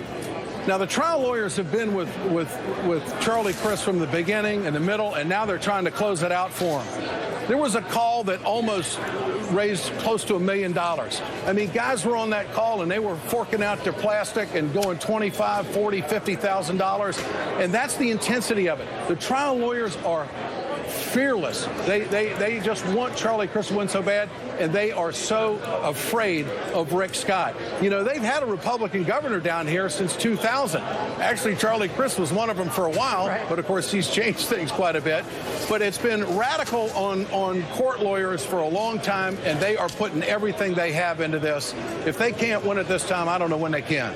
Ed Schultz in St. Petersburg, Florida, at the Crist campaign headquarters there. Ed, thank you. We'll be checking back in with you. Absolutely. Those polls in Florida close at the top of the hour at 8 o'clock. But when we come back in just a couple of minutes, polls are going to be closing at the bottom of the hour, at the half hour in North Carolina and in West Virginia and in Ohio. Obviously, all eyes on North Carolina, looking to see if Democratic Senator Kay Hagan can hang on to her seat. This is MSNBC's live coverage on election night. Stay with us. We'll be right back.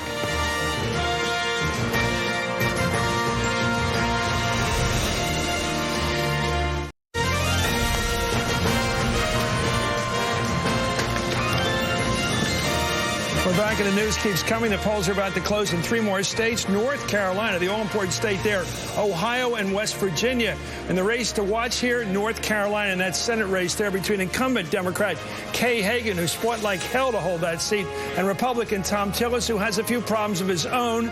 You know, it's an interesting race. We talked about it earlier. This is a race of even Steven. They both have a case to make against the other's record. You know, she's an Obama, too close to Obama for that state. You could argue. He's got a whole history of destroying the education system of the state, which was their pride and glory.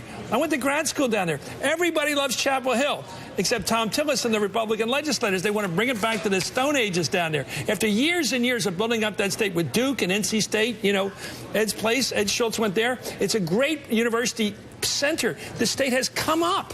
Anyway, we're going to see it at 7:30. The Republican takeover of state government in North Carolina has been on the ballot as much as anything else. But we've got our first results right now. Polls have just closed in North Carolina.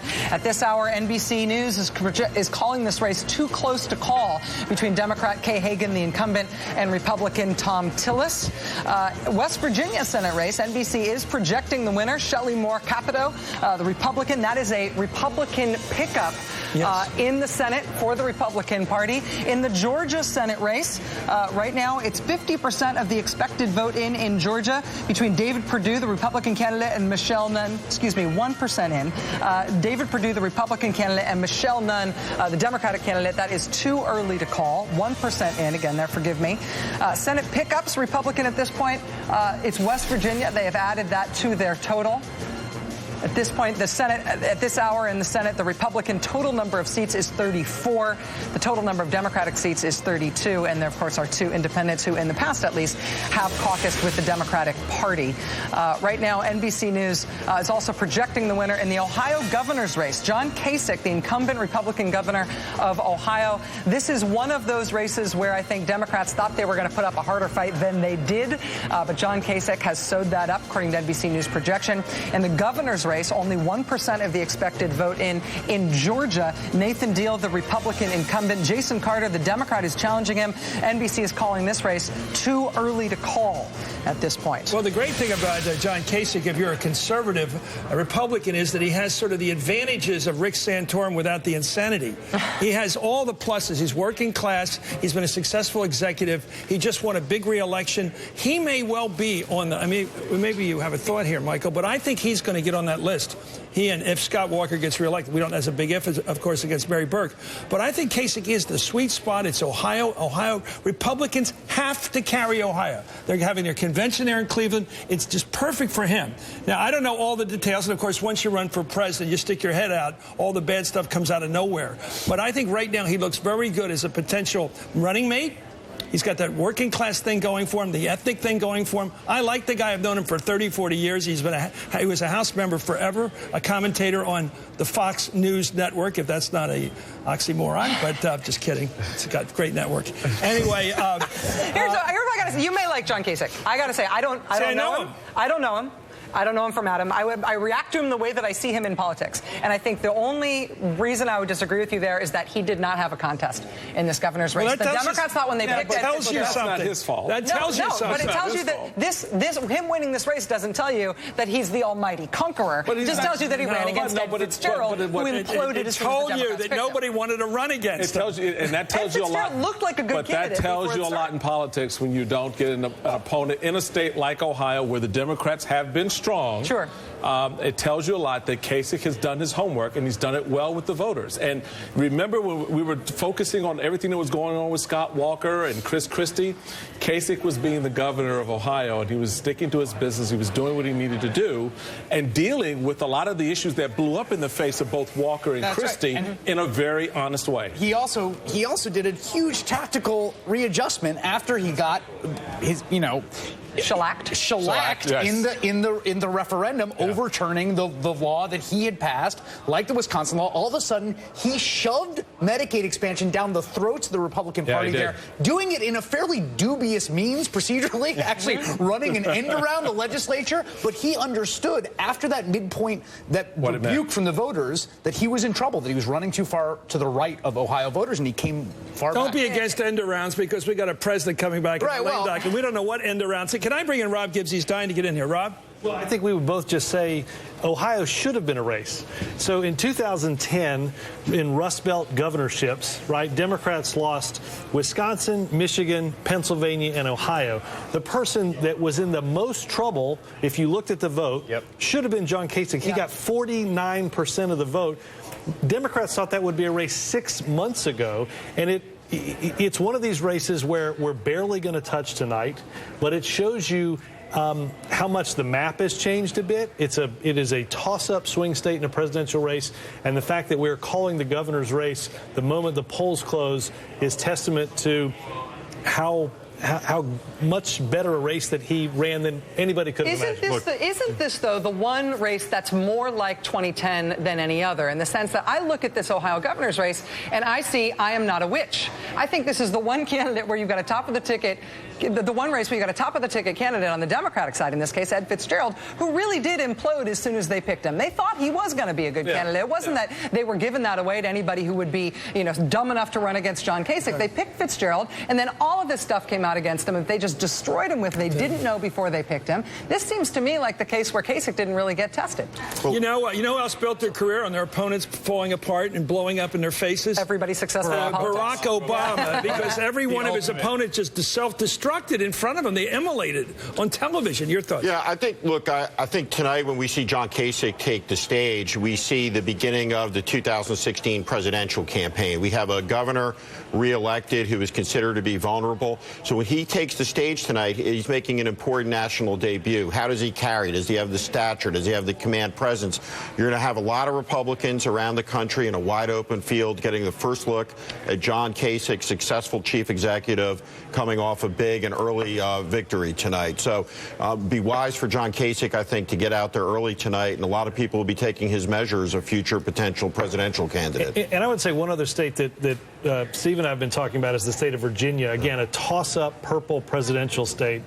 Mark Warner got in 2008 65% of the vote. He left the governor's mansion in Richmond with an approval rating of somewhere between 75 and 80, and we're sitting on a race that is too close to call, and I think everybody's a bit surprised that this isn't a race that got put away. Actually, it's, technically it's too early to call. We don't know how close it's going to end up. No, absolutely. But I do think it speaks that we're looking at the Georgia Senate race right now, and control of the United States Senate could well hinge on whether a Democratic candidate prevails in the state of Georgia. If Virginia is as close as it may turn out to be, a total failure of imagination on the part of the Republican Party in that Virginia is a must-win state in a presidential campaign, one of the best campaigns run by any Republican in the country, run by Ed Gillespie, but not the overwhelming amount of outside resources put into this race as opposed to some of the other races. And so you look at this map, Democrats continue to expand opportunities, continue to spread the field into red states. They have competitive candidates in those states. A purple state, the Republicans have to win, a great candidate like Ed Gillespie.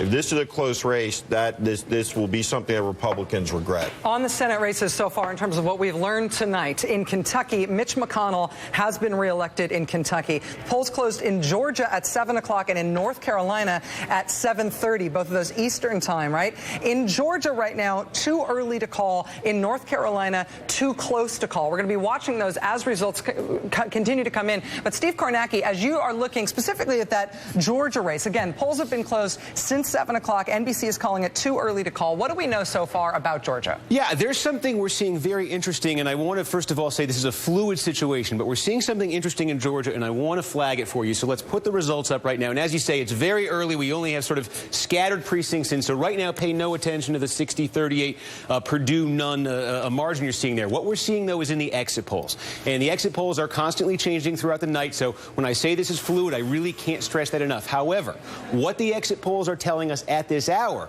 is that the composition of the electorate in Georgia is 64% white and 36% non-white. And if that holds, that is the highest share of the non-white vote you have ever had in Georgia. That is exceeding Democrats' wildest expectations in Georgia. Now, of that, it's also 30% black. That would also be higher. That's what we're seeing right now. Higher than what Democrats had been hoping for. So if you look at it closely at the exit poll, what you're seeing is that among blacks, Michelle Nunn is leading in this exit poll 93-6. That's what she needs. That's why this is too close to call right now. The flip side of that, however, is among whites in this exit poll, she's only getting 27%. So that's why Purdue's very much in this, and that's why it's dead even. And we just show you very quickly what to look for as these results start to come in right now. This is a pretty empty county board right here, but I'm just going to circle. This is the key right now for Democrats. When you see numbers like that, that's Fulton County right there. That's Atlanta. That's DeKalb County. And then this is sort of the heart of the Democratic African-American base in Georgia. And then you got to look at this one right here. This is Henry County. And the story of Henry County is the story of Georgia. In 1996, Henry County was a predominantly white county that voted for Bob Dole by 25 points. By 2012, the black population had grown 400%, and President Obama nearly carried it. Look for what happens there tonight. If the African-American vote is going to carry Michelle Nunn, that's where you're really going to see it. Steve Kornacki on that too early to call Georgia Senate race. Andrew, were you going to jump in there? I was just going to jump in on Mitch McConnell and the headwinds that he was fighting against. 52% of the people in the exit polls said that they viewed him unfavorably. But the problem that Allison Grimes had 2/3 viewed President Obama unfavorably. From Kentucky, where we have the result of Mitch McConnell. And regarding Virginia, I was told this afternoon by a Democratic operative that they were seeing some trouble for the Democrat, John Warner. John Warner is a highly regarded... Mark Warner, rather. Highly regarded senator.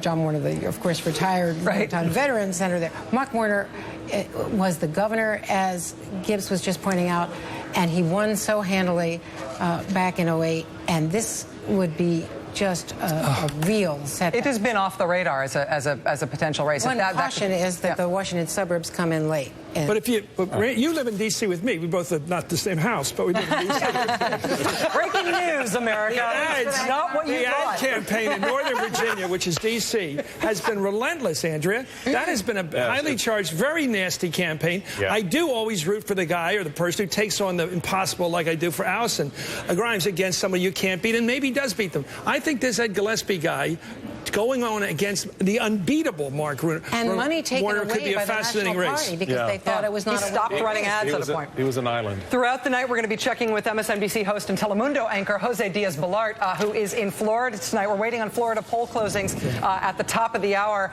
Jose, what are you seeing on the ground today in Florida and in the sort of closing arguments for this all-important Florida governor's race? It's really tight, Rachel. Good evening. You know, it could be a fan blade thin difference between the two candidates for the governor's race here in Florida. And Ed was talking about the discrepancy that they're seeing in parts of the country and parts of the state, I should say. We've been keeping a very close watch on the Latino vote in Florida. Up to maybe 19% of the vote in Florida could be Latinos. And it's interesting because the I-4 corridor, which is an area which is predominantly more receptive to Democrats, has been apparently coming out to vote in very large numbers. And specifically in the Miami-Dade area, where the Cuban-American vote is, and that's a vote that traditionally votes very solidly Republican, they have been coming out to vote. But they come out early vote on a strong basis normally. And we're seeing that in early votes, Florida is kind of tied right now. So it's really interesting. I really do think it's going to be a very tight and maybe a long race. Let's see what happens with this procedure that they're asking to extend the voting. And Rachel, in about 15 minutes, the polls close in Florida in the Panhandle, and so we'll see what happens then. It's fascinating. The share of the Latino vote, 18% in Florida for that governor's race, 15% in Colorado. It's going to be a total wild card. I hate talking ethnically all this, but it is fascinating to watch what happened with Michelle Nunn. And as Steve, who's the best in the business right now doing this, it's interesting because she has 27% of the white vote. I hate talking. I feel like we're in South Africa, 27% of the white vote. And yet everybody says he needs or she needs 30. It's already written down somewhere exactly what your bar is for each community. I mean, it's pretty awful. Anyway, coming up now, we've got I love incumbents because they're there and they're going to stay there for a while. United States Senator Joe Manchin, who's a Democrat from West Virginia. Senator, thank you for coming on. You must be, there we have a legacy candidate elected, of course. Capito's the daughter of Arch Moore, the Republican governor. A lot of dynasty stuff going around for better or worse tonight. Let me ask you about your state. That was the state that Jack Kennedy won. Everybody talked about him winning there, the Roman Catholic winning in that state, which is largely Protestant. Conceded always as a sort of blue-collar, hard-knocks Democrat state. Is it coal? Right. Is it guns? Is it culture? What has moved West Virginia into the center-right or right position politically? Chris, I think it's all the above that you've mentioned, but mostly important is the jobs. We have good jobs here. We have a lot of good opportunities. We provide the energy this country has needed. West Virginia is a hard-working lot of people and are very patriotic. And seeing the government or perception of the government attacking them, which basically is what's happened, they've lost a lot of these good jobs. Coal's going to be used around the world. It's needed in this country, and we can do it better and cleaner than anybody else. But they believe that the president has doubled down on them, and government, I've always told them, government should be your partner and your friend. Do you and think they that believe hurt that Allison this federal Grimes? government, Let's talk Turkey. Do you think that hurt her in the campaign? Absolutely. And you look at the coal, no matter what she says, and the coal country and people that have seen basically firsthand, they're losing jobs. They're losing their economy. And it's an ancillary thing. There's the value-added jobs all the way down the line. And these people are losing their communities. And it's just devastating. And then you see the utility companies saying, we need more of a portfolio it's more reliable, that we can provide the energy this country needs. So, it just doesn't make sense that we have to fight so hard against our own government and our own administration and our own president to try to find a balance. And that's all we're looking for. We're not asking for favors. Just let us do the job we've always done for America. West Virginia will do it. Senator Manchin, now you're going to have a Republican colleague in the Senate. We still don't know if the Republicans are going to have majority control of the Senate. But when you look ahead toward working with the new home state colleague, Shelley Moore Capito, who is going to be on the other side of the aisle, do you feel like you have more overlap with her than differences with her when it comes to substantive policy that affects your state? Do you anticipate that you two might be able to work together across the aisle more closely than people might expect from the two parties? I think so, because in West Virginia, they expect us to work together. They don't look at the party affiliation and says, oh, you're a Republican, so you're not supposed to work with the Democrats, or vice versa. You're now going there to represent West Virginia. We expect you to do the best for our state. When I was governor, we brought people together, Democrats and Republicans. We looked at our values and who we are as a people, and we voted that way. And then we'd have fun with our politics, but our state, we took our state very serious, and the same thing with our country. We've got to come together. The people are speaking loud and clear. They don't like what they've seen. I don't like what I've been involved with the last 4 years, and I've been very vocal about that, Andrea, and we've got to change. So whether the Republicans take control, whether we stay in control, then it's got to change no matter who's in control, because we can't continue down the path because nothing gets done. People don't have confidence that we can govern ourselves. And when they lose confidence, basically you see what's happened. Our growth has been lethargic. Our economy should be booming right now. And you know what? When they have confidence that we can govern, it'll work. I like that. Both of you come on, you and your new colleague from West Virginia, come on hardball some night and cook some deals right on the air. I want to see the deal making. I want to see you guys start it together on issues like growth and things like that. Thank you so much. It's always great having you on. Joe Manchin of West Virginia. One thing you can... What can I do? You can stir the pot, that's for sure.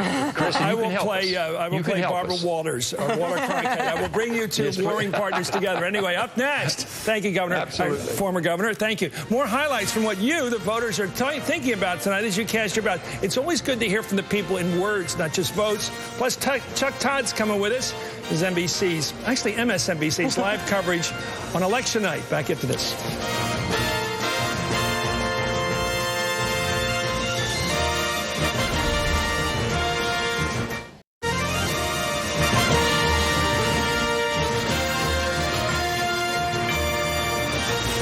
This is a very exciting part of the night so far in terms of what we know in the Senate. The big news, of course, is in Kentucky. Senator Mitch McConnell, the Republican there in Kentucky, has been reelected. In North Carolina right now, the Senate race there, NBC is calling it too close to call. In Georgia, that Senate race there, NBC is calling it too early to call. In Virginia, interestingly right now, NBC calling that race too early to call with about 19% of the expected vote in Virginia. But in terms of what voters are thinking about tonight, who's turning out and why, Tamron Hall's tracking our exit polls. She joins us now. Hi, Tamron. Hey there, Rachel. In our exit poll, we've asked voters their opinions on a number of key social issues. First up, same-sex marriage. Let's take a look at what we've seen in these numbers right now. Of course, same-sex marriage is legal in 32 states and the District of Columbia. But look at 2014 here. 49% of voters say that same-sex marriage should be legalized in their state. That is up, by the way, 8 points from the past 4 years. But let's take a look at the jump amongst young voters here. This number is pretty interesting here. Under 30 crowd, 2010, 52%. Under 30 crowd, 2014, 66% say same-sex marriage should be legal. Turning now, though, to the legalization of marijuana, already passed in Colorado and Washington state, and on the ballot today in Oregon and in Alaska. In our survey, you see here, 49% believe that marijuana should be legalized, 47% saying it should not. On this, though, pretty divided when you look at the parties. Let's break it down here. You will see 61% of Democrats say that marijuana should be legal. Looking over on the Republican side, 66% oppose such a move. And lastly, views have not shifted much when it comes to abortion in this country. In fact, 53% believe that abortion should be legal in most cases. 43% say it should be mostly or entirely illegal. So that's a glimpse of our exit poll when it comes to those key social issues I know you guys have been talking about in studio, Rachel. That's fascinating. It's finally, looking at the pot numbers, you finally get a policy issue on which there is actually a clean partisan divide. Usually clean partisan divides are all culture and who you hate and who you love and what kind of music you listen to and all this other nonsense stuff. Finally, a policy issue on which we actually have a Democratic and Republican position. Chuck Todd is back with us now, as well as Andrea Mitchell, our friends from NBC News. Chuck, looking at North Carolina and Virginia, in particular in these Senate races, just looking at the latest numbers as they come in, both Georgia and North Carolina. Georgia too early, North Carolina too close. What do we know there? Well, we got a little more exit data in, we've got a little more modeling data in, and it looks a little bit better for Hagan. It looks like perhaps the initial exit poll showed 21% African-American, that the electorate was 21% African-American. It looks like it's going to be a little bit higher than that. Anything higher than that, that is good for her. Plus, you start looking at some of the county-by-county data, and again, Hagan looks, it's still too close to call. You can't say anything, but it's sort of pinky on the scale for her. Okay. And then quickly on Virginia, we're watching all that come in. the models are starting to show, as we're watching the raw data come in, the models are starting to show Warner's the favorite here. Warner's still the favorite. We called him the favorite. Clearly, things tightened up. But, you know, our models indicate that this Warner should, depending on, unless there's a collapse in Northern Virginia, he should be fine at the end of the day. About 20% of that vote in. Still too early to call in Virginia the official call at this point. That's a really interesting race, as we were saying, because you've got two very prominent people in the party, and Ed Gillespie, so well known as Republican chair, as a George W. Bush aide. He ran out of money. He ran out of money, and he made that close. I think it really does tell you, though, a little bit of a depressed Democratic turnout in Virginia. Maybe in part because they thought it was cooked. Correct. Yeah. That happens sometimes. I think he'll beat the spread. Gillespie, and he'll go on to run for governor and catch up with his friend McConnell. I think a guy named Mark Warner pulled that same trick in 1996. That's what you do. You run once. So bad for him. Once for range, once for effect. Anyway, when we come back, polls will be closed in some key states coming up in a couple minutes now, including two big governor's races, the race in Florida between Rick Scott and Charlie Crist, plus a race that could make history in my home state of Pennsylvania. We may have the first governor in history bumped out of office, and that's going to be big news when our coverage continues.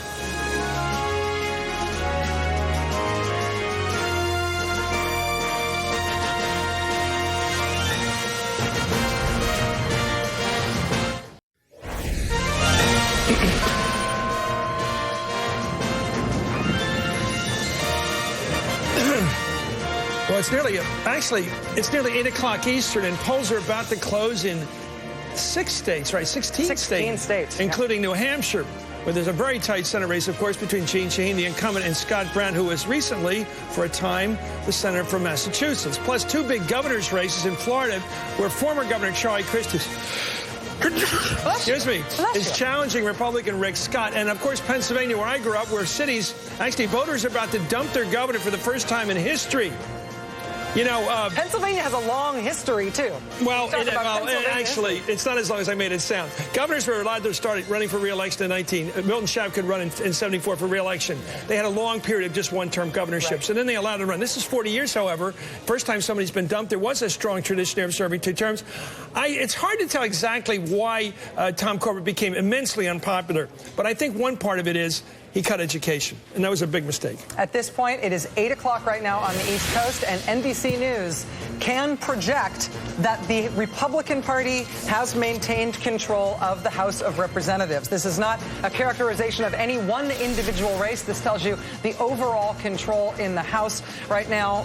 Out of 435 seats, the NBC News projection, plus or minus 8 seats, is that Republicans will control 242 seats. Democrats will control 193. So single-digit losses for the Democrats in terms of what's being projected right now by NBC News. Well, there's always the problem that, you know, we always hope that a new president, and if it's Hillary Clinton next time around, we'd like to see, if she wins, to come in with a mandate. Most people would say better to govern than not being able to govern. That's an objective statement. And one of the goals of the Republican campaign committee this time was to build up enough padding so that even if she won the nomination next time, even if she came in with a decent majority, that she would not bring the House with her and wouldn't be able to govern. This is an amazingly negative goal, by the way. To basically say, let's undermine her before she gets in there. But it's the substance. But I think we're going to see if they get up to 240 or something like that tonight, or 245, where their real goal was, it's going to be real trouble for her. But I think, as it was argued earlier by Steve Israel, they still have a potential to win it all back in 2 years. In terms of what just happened in all the states, these 16 states where polls have just closed, let me tell you what we know first in terms of the Senate, and then we'll get to the governors. First one,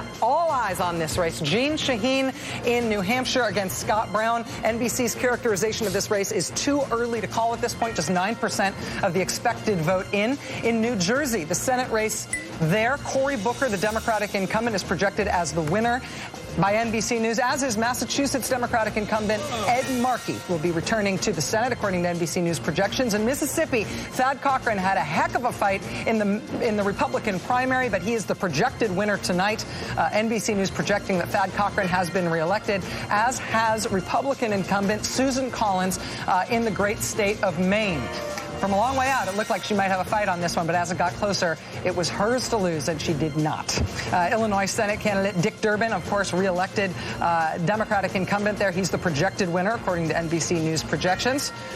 In Tennessee, Lamar Alexander, the Republican incumbent, is projected to hold on to his seat in Tennessee. Now, in the great state of Oklahoma, we've actually got both Senate seats up. Jim Inhofe was up at the end of his most recent full term in the Senate. He's projected to hold on to his seat. And in the Oklahoma Senate special election, James Lankford is the projected winner in Oklahoma. Oklahoma, one of two states tonight that has both Senate seats on the line. In Rhode Island, the Democratic incumbent Jack Reed is projected to be the winner by NBC News. In the state of Alabama, the Senate race there, Republican incumbent Jefferson Beauregard Sessions III is projected by NBC News to be holding on to his seat. And in the state of Delaware, Chris Coons, who had such an interesting race not long ago in that race in 2010, Christopher Coons, the incumbent, the projected winner by NBC News. Now, in the North Carolina Senate race, there's a few Senate races that we are still watching. There's 13% of the expected vote in thus far in South Carolina. Kay Hagan versus Tom Tillis. You see how close that is. That is being described as too close to call by NBC News projections. In Georgia, in that Senate race, we've only got 3% of the expected vote in. David Perdue, the Republican, versus Michelle Nunn, the Democrat. That is too early to call, according to NBC News. And interestingly, this turned out to be a fascinating one to watch. Virginia Senate, 34% in, so just over a third of the vote in. NBC calling Ed Gillespie versus Mark Warner too early to call in the state of Virginia. In terms of the overall look in the Senate pickup so far, there has been one definite Republican pickup in the state of West Virginia. The overall Senate chamber right now looks like this: 40 Republican seats, 37 Democratic seats, and two independents who have caucused with Democrats in the past. Bernie Sanders most certainly will continue to do that in the future. Angus King might get interesting depending on what else happens over the course of the night. Now let's look at what's going on in terms of the governor's races. In Pennsylvania, the projected winner, NBC News projecting that Tom Corbett has lost his seat. The Democrat challenger, Tom Wolf, will be the new governor of Pennsylvania, according to NBC News projections. Before I go on, I actually have to get your reaction to that, Chris Matthews. A very interesting candidate, entrepreneur, creates jobs, meets the paycheck, takes care of, meets the payroll. Not a Philadelphian, somewhere for the middle part of the state. Very unusual challenge. They're used to running against ethnics in big cities like Ed Rendell or something like that. This guy came out of nowhere. This guy beat Allison Schwartz, who was a strong candidate in the primaries. He spent $10 million of his own money in the primaries. Was Schwartz the establishment candidate? That's how it felt. No, well, it's hard because she didn't really have the big city machine behind her. She did. She had Bob Brady behind her, but she was a suburbanite mainly. She was part of Montgomery County, part of Northeast Philly, where I grew up. She never really had the sort of the sweep of support across the city. She thought, you know what she didn't do right? A very attractive candidate if she'd gone on television. She never did any television. She never ran. I want to very quickly, Emily's List, talking to people there, they have really struggled getting their donors fired up about electing women governors. This has been a big challenge for Emily's List, by the way. They had a hard time rallying people for Allison Schwartz. They've had a hard time rallying people for Martha Coakley. Mary Burke was able to, in Wisconsin, was able to get some money raised because of Scott Walker, as somebody that's popular to give money against inside the Democratic donor community. But Emily's List, which of course they can raise money for Senate candidates, but it's been a real frustration for them that they have not been able to make more inroads here, because you take Hillary Clinton away, the best place to move women into the presidential field is via governorships. Let's look at some of those. Done it with Nikki Haley and Susanna Martinez. Sure, Republicans are farther ahead of absolutely this. bulletproof. I think I know heading why. into this. Let's look at some of what else we've just got in terms of poll closings at 8 o'clock with these governor's boards. This is the Florida governor's race that we've been watching so intensely. Look at that, 2/3 of the vote in, 2/3 of the expected vote in Florida. NBC News is calling Charlie Crist versus Rick Scott in Florida too close to call. Look at how tight that difference is between those two candidates with that much of the vote already in. This is going to be amazing to watch unfold in Florida tonight. In Illinois, the governor's race there being characterized by NBC News as too close to call. Pat Quinn, the Democratic incumbent there, facing Bruce Rauner, the Republican. Massachusetts governor's race. This one's very close to my heart. Martha Coakley, the Democrat. Charlie Baker, the Republican. Too close to call, according to NBC News projections at this point.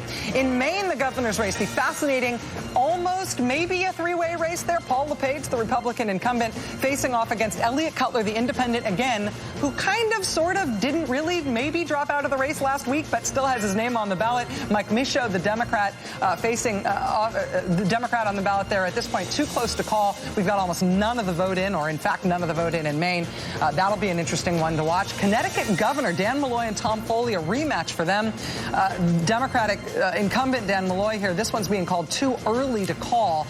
Tom Foley and Dan Malloy fought it out very close in 2010. It looks like they will again tonight. In Alabama, NBC can project that the winner of that governor's race will be Robert Bentley, the incumbent Republican governor in Alabama. In Tennessee, the incumbent Republican governor there, Bill Haslam, is the projected winner, according to NBC News. In Maryland, the governor's race there is too early to call. The Democratic candidate there is Anthony Brown. Larry Hogan, the Republican, too early to call in the state of Maryland. That's been an interesting one to watch. In New Hampshire, also too early to call. This is the incumbent Democrat, Maggie Hassan, against Walt Havenstein, the Republican there. We've only just got about 10% of that vote in thus far.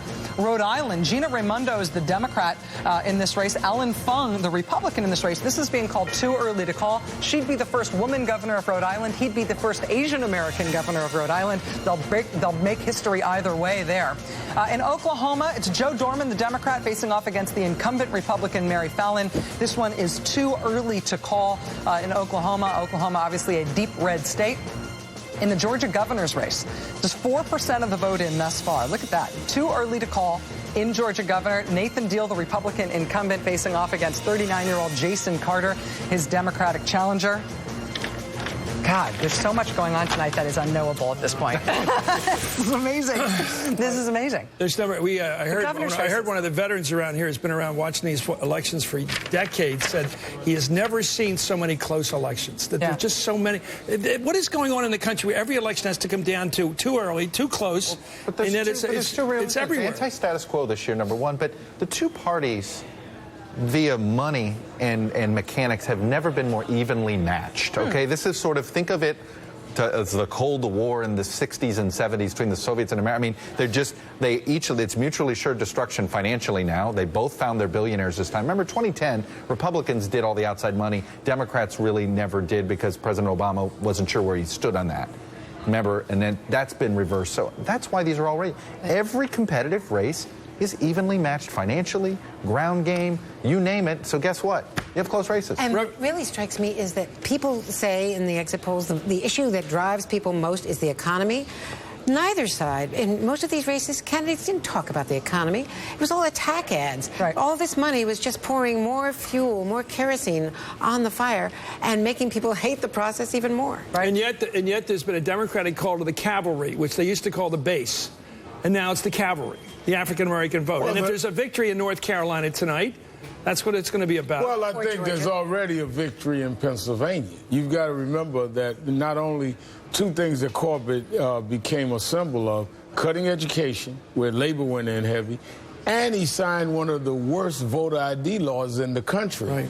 And I spent some time in Pennsylvania. They were mobilizing black churches and all a lot. So Corbett's defeat is a big plus for the labor and civil rights community. I think that if Christ is successful, I spent a lot of time there this last week, the same thing there, and of course North Carolina. So I'm watching those states. We're seeing in Georgia that blacks are coming out in larger numbers than they thought. We don't know what's going to happen yet, but the reason that none is competitive is there's a large black vote.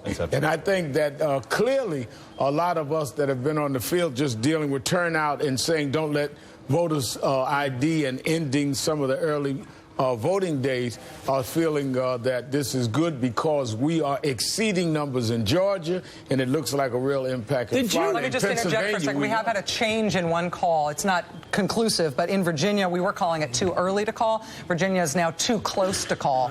Virginia, the Senate race between Ed Gillespie and Mark Warner, 36% of the vote in right now. NBC just changed that to a too close to call. You know what? It struck me, because I know this voter suppression thing's been going on. It's terrible. Right. I mean, it's just cheating is what it is.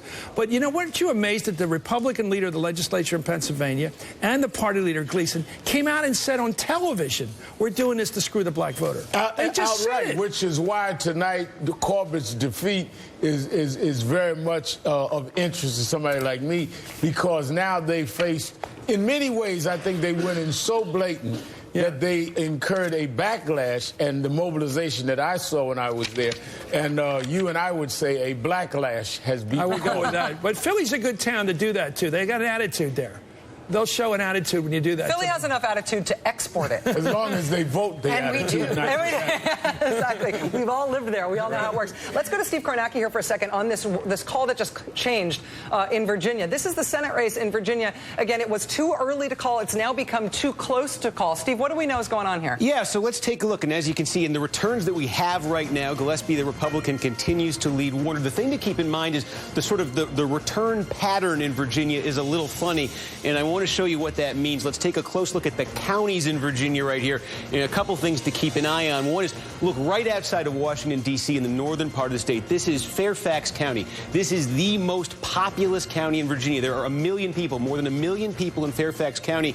This is a strong Democratic county. It usually takes a long time to come in. So you see only 7% of the vote right there you can see in Fairfax County. So this is sort of the heart of Mark Warner's base. You're not seeing many numbers here, and you might not see them for a while. So keep an eye on that. Also keep an eye down the city of Richmond, another Democratic bastion. There's only about 10% of the vote in right now. So if you think back to the 2012 presidential election, for most of the night, if you were looking at the returns in Virginia, you saw Mitt Romney with a stubborn lead over Barack Obama. And some of these counties came in very late and pushed Barack Obama over the top. And just one more to keep an eye on here, I think sort of a swing county in Virginia, Prince William County, again, outside Washington, D.C. The last time there was a competitive Senate election in Virginia in a midterm.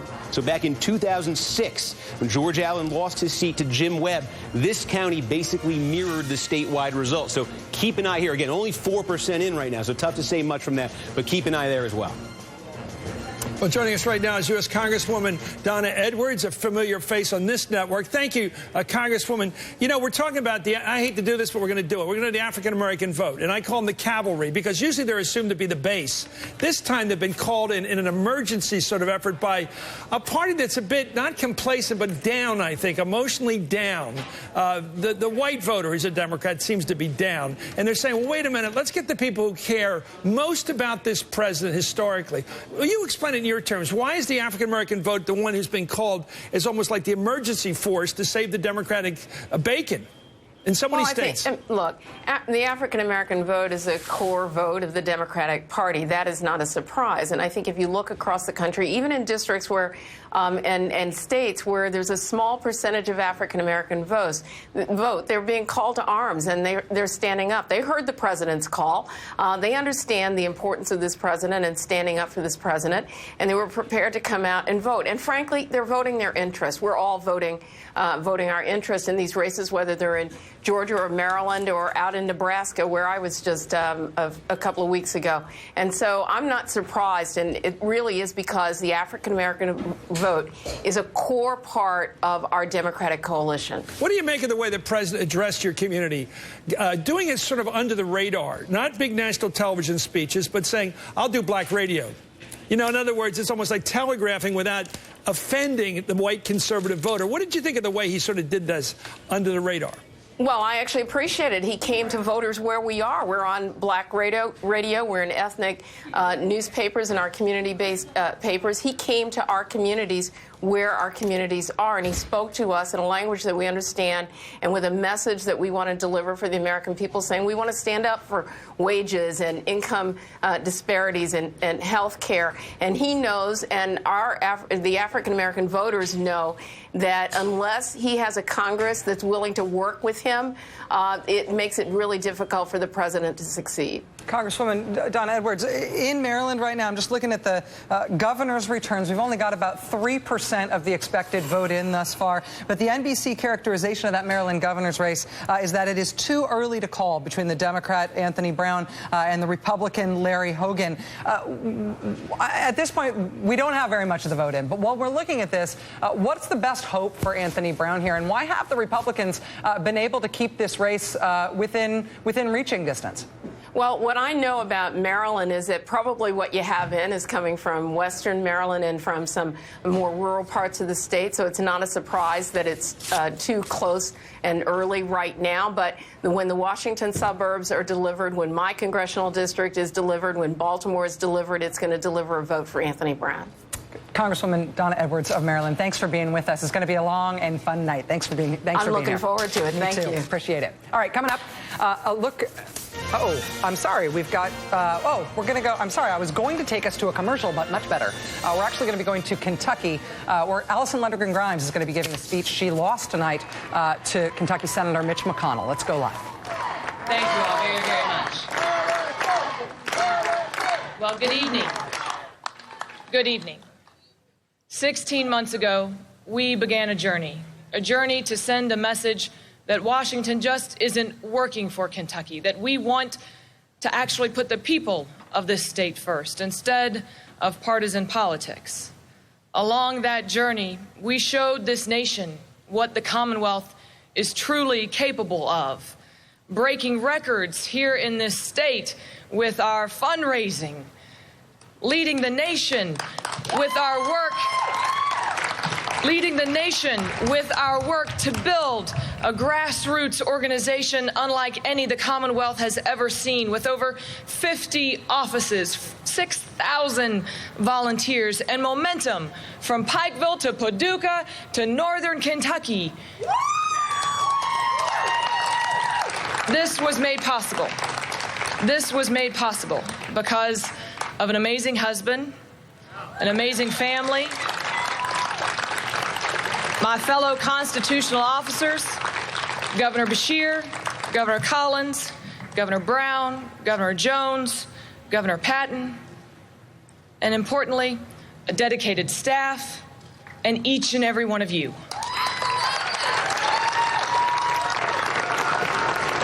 While tonight didn't bring us the result that we had hoped for, this journey, the fight for you, it was worth it. I will continue to fight for the Commonwealth of Kentucky each and every day. My hope is the message has been sent to Congress that we need to work to increase the minimum wage, to close the gender pay gap, and to bring good-paying jobs back to the Commonwealth of Kentucky.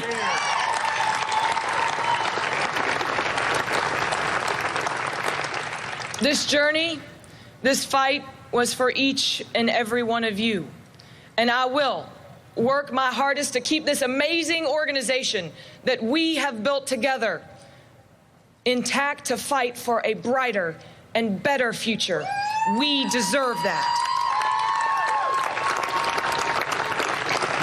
I want to thank the hundreds of thousands of Kentuckians that made it out to vote today. You had your voice heard. That is what democracy is all about. To each and every one of you that cast a ballot in this election, I will continue to work for you, and together we will rebuild a brighter future for the Commonwealth of Kentucky. Thank you all very, very much.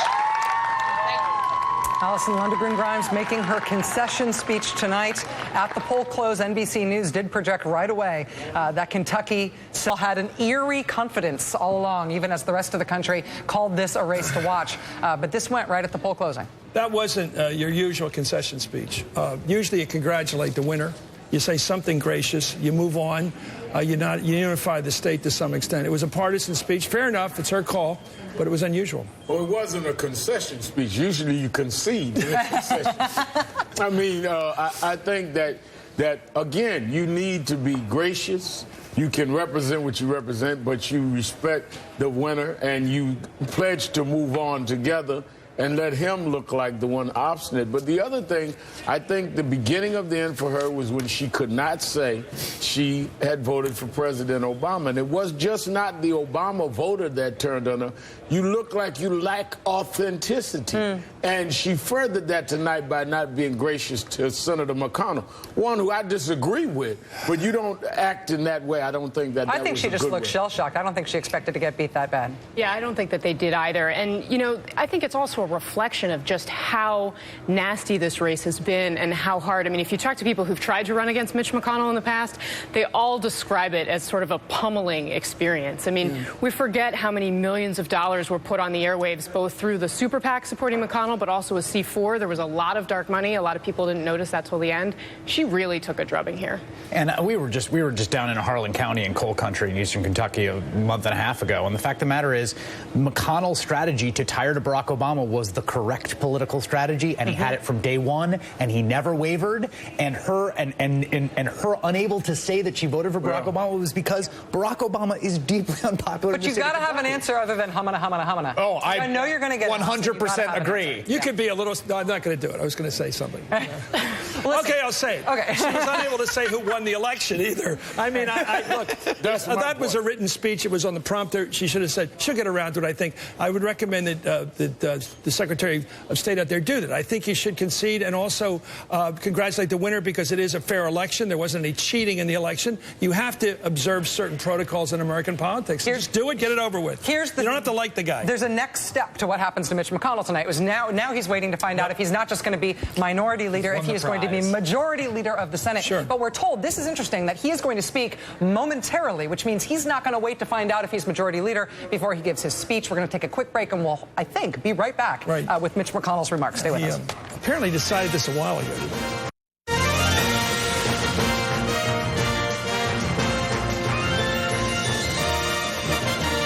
Joining us right now is Georgia Republican Congressman Jack Kingston. Congressman, thank you for coming on. You know, you'll be our in-house spotter right now. And tell us about Republican control for 2 more years. Is it your hunch they're going to go to probes and more Darrell Issa stuff? Or maybe have a sit-down with the president, figure what can you do on trade? What can you do on, infrastructure? What you can do on tax reform? There are areas, they don't agree on much, but there are areas where they can agree on a growth agenda for the country. I think both sides believe in economic growth. Okay. I'm sorry, we have to hold off for you. Let's go to Senator McConnell.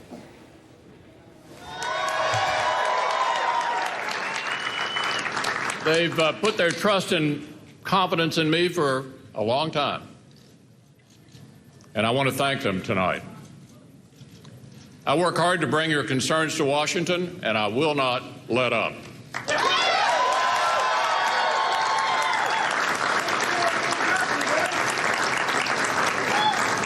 You know, every election is a job interview. In this case, a very long one. I shared my vision with you. You shared your stories and your concerns with me. And yet one complaint has stood out above all the rest, especially in recent weeks. So I'd like to make an announcement that I think will be very welcome news to many of you. No more campaign commercials.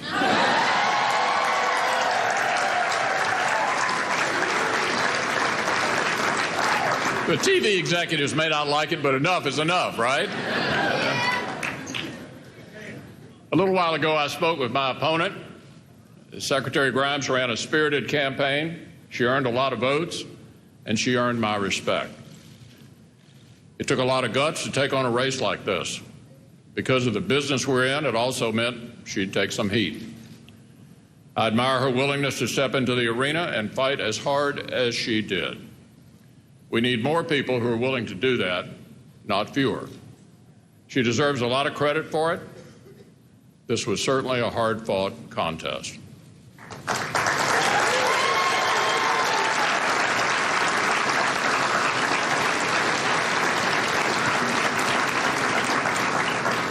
And I've been so proud to have my wife beside me every step of the way.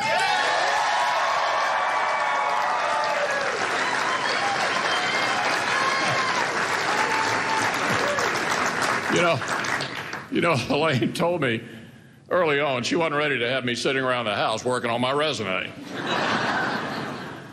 And she's gone above and beyond to prevent that. She's been the most valuable player on our team, and I'm so blessed to have her in my life and by my side.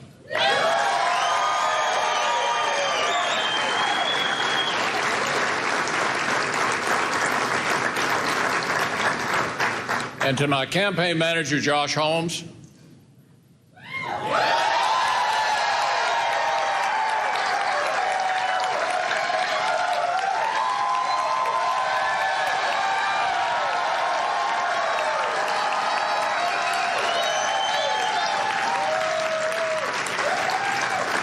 My friends, he pitched a perfect game. Thank you, Josh.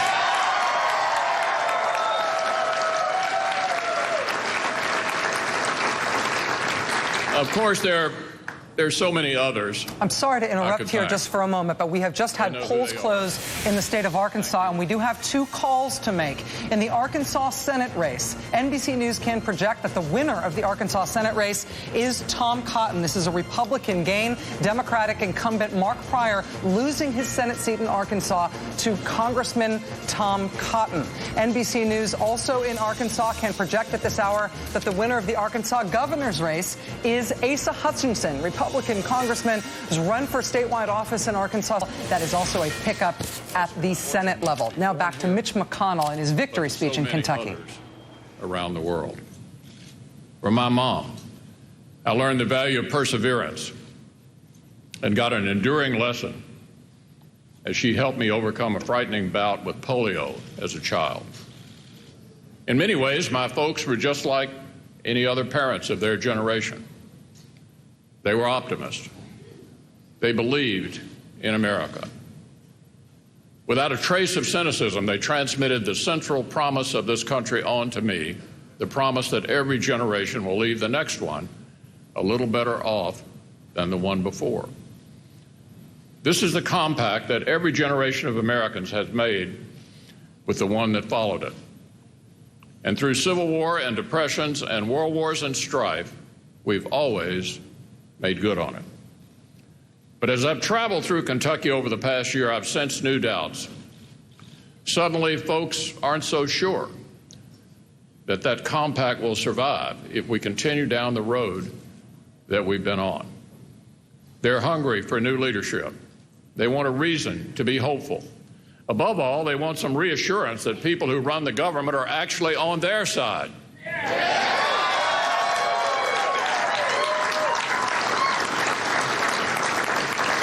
So tonight, I pledge you this. Whether you're a coal miner in eastern Kentucky who can't find work, or a mom in Paducah who doesn't understand why the government just took away her family's health insurance, I've heard your concerns. I've made them my own. You will be heard in Washington.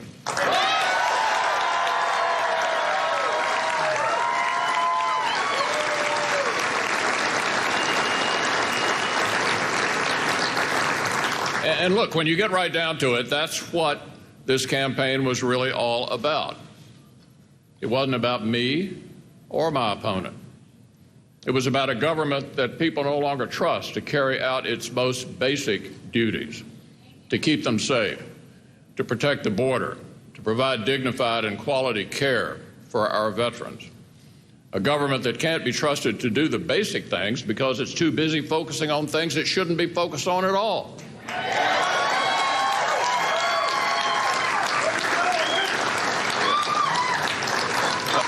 A government that's too busy imposing its view of the world on people who don't share that view. Too many in Washington have forgotten that their job is to serve. So tomorrow, the papers will say, I won this race.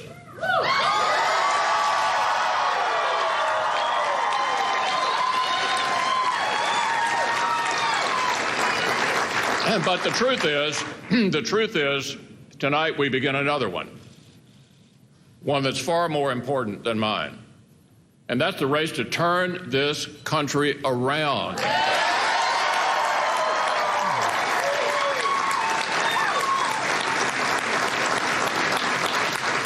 To restore hope and confidence and optimism to this Commonwealth and across this nation of ours. Some things don't change after tonight. I don't expect the president to wake up tomorrow and view the world any differently than he did when he woke up this morning. He knows I won't either.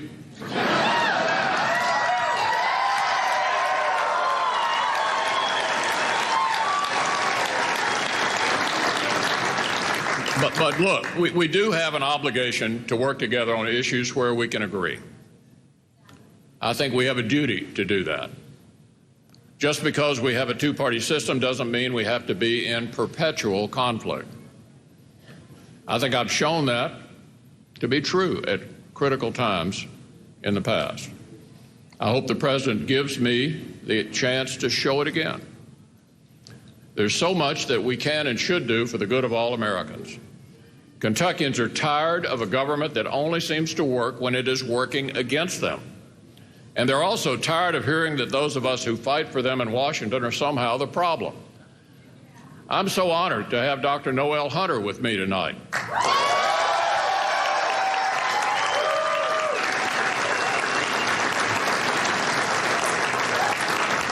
You've all gotten an opportunity to get to know her. What an extraordinary woman. Dr. Hunter was determined to get her daughter back. Against all odds, she did it. She did it. And when all was said and done, she achieved something else that a lot of people said was even more remarkable. She made me seem more warm and cuddly. Mitch McConnell, the Republican leader in the United States Senate, with his charm turned up to stun, giving his victory speech tonight after he defeated Allison Lundergan Grimes in that Kentucky Senate race. A lot of people talking about him as being an unpersonable and unintelligent guy. That was Mitch McConnell at his best. In terms of the way that he presents himself to the public. Just to briefly summarize where we're at right now, Republican Mitch McConnell holding on to his seat in Kentucky is, of course, huge news. Democrat Mark Pryor in Arkansas just moments ago losing his Senate seat, also very big news. Right now, in terms of the races that have not yet been called, North Carolina and Virginia Senate races, both are considered too close to call by NBC News, and the New Hampshire and Georgia Senate races are both considered too early to call. So we're keeping an eye on that. A lot of moving pieces still happening right now in the United States Senate, and that's even before you get to the governor's races. Yeah, I just want to say about Mitch McConnell, he's an exemplar of the fact that politics is a profession. And whatever you think of him, he knows how the game is played. He plays it professionally. He gave a very good victory speech there. He said very good things about his opponent. It was a rough campaign, but he gave her respect. He said, she has grown in my respect. He said all the right. He knows how to do this thing. And it's called politics, and it is a profession. It is not for amateurs. And when somebody loses, they better come back as more professional. Let's go to Jack Kingston, who went through a tough primary fight this year down in Georgia. Congressman, thank you for joining us, as always. And I want to ask you about the House. Now that your party's been projected to win control again next year, what does that mean to the American people? I listened to Mitch there, the Senate Majority Leader, probably, possibly, plausibly. And he was basically saying, I'm going to stay at odds with the president, but we will find areas of common ground. Give us hope tonight. What are the areas of common ground between the conservatives who are apparently going to dominate Congress next year and this center-left president? Some people might say left, I say center-left president. What do they have in common? You know, Chris, I think they both want jobs. They both want a strong national security. And we can debate, you know, how do you do it? Which regulations do you change? How do you tweak one thing or the other? Do you repeal Obamacare, or do you just go into part of the pricing mechanism for it? Or, you know, what are the right balances? But I can say that under the banner of jobs and national security, there will be things accomplished. If you think back of Clinton losing both the House and the Senate, and Newt Gingrich coming together with Bill Clinton and saying, you know, remember, he famously said in his State of the Union, the era of big government is over, which was a way to hold out, I think, an olive branch. And I think that both sides could probably take a step in the right direction, and we can get some things done. What will your party give? You know, I was reading a comment by Rob Portman, and he said if we could get the Keystone Pipeline, maybe we can do something on carbon tax credits. Now, I don't know what he really meant by that, but it was a step to say we can find something that the Democrats want in exchange for something that we need. But I think the overwhelming theme has to be, well, what's best for America? And so, you know, but again, we have been here before. I think what the presumed majority leader of the Senate, Mr. McConnell, was just saying was a majority leader's type speech. As you said, I'm going to keep my philosophical bearings, but there will be things that we can get together on, and I think the American people will be ready for that. Okay, thank you, Congressman Jack Kingston. He's been on the program and be on again. Thanks so much for joining us from Georgia. I'm sorry to jump in here for a second, but we do have another call to make in an important governor's race. This has been a fascinating one to watch in New Hampshire. New Hampshire not only has a very tight Senate race, this governor's race was fascinating to watch, but NBC News is now projecting that Governor Maggie Hassan, the Democratic incumbent in New Hampshire, has held on to her seat there. We saw multiple trips there, trips up to New Hampshire by the Republicans Republican Governors Association Chair Chris Christie, both trying to boost the prospects for Walt Havenstein, but also, of course, I think because at this time in his life he likes going to New Hampshire. At this point, the New Hampshire Senate race, according to NBC News projections, is too early to call, even with that governor's race in New Hampshire being called. We're going to be back in just a moment with more news on New Hampshire and that key Senate race. And we'll be joined by NBC News' Tom Brokaw. Stay with us. We'll be right back.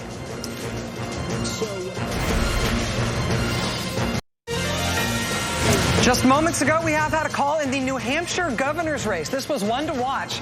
New Hampshire's Democratic incumbent governor, Maggie Hassan, has been reelected in the state of New Hampshire. Now, that does not mean things are settled in New Hampshire. There's House races to watch there, but also a very important United States Senate race. Jeanne Shaheen, the Democratic incumbent, facing off against Scott Brown, who is the Republican challenger, who is also himself a former senator from the neighboring state of Massachusetts. Let's bring in Steve Kornacki to talk about what's going on there in New Hampshire. What do we know about that thus far? It's being called too early to call right now by NBC News. Yeah, and as we said at the top of the show, this is one of those must-win states for Democrats. Jeanne Shaheen really has to hold on here for them to keep the Senate. So let's take a look. Right now you're seeing she's leading not that many votes in, but what I can tell you is there are some very encouraging signs in the vote that has come in for Jeanne Shaheen, and I want to show you exactly what that looks like. What you see here, what you will see here is a map. These are all the cities and towns in New Hampshire. You see a lot that just aren't in right now. Some important big Democratic voter-rich areas are in. And the thing you have to understand before I go into this is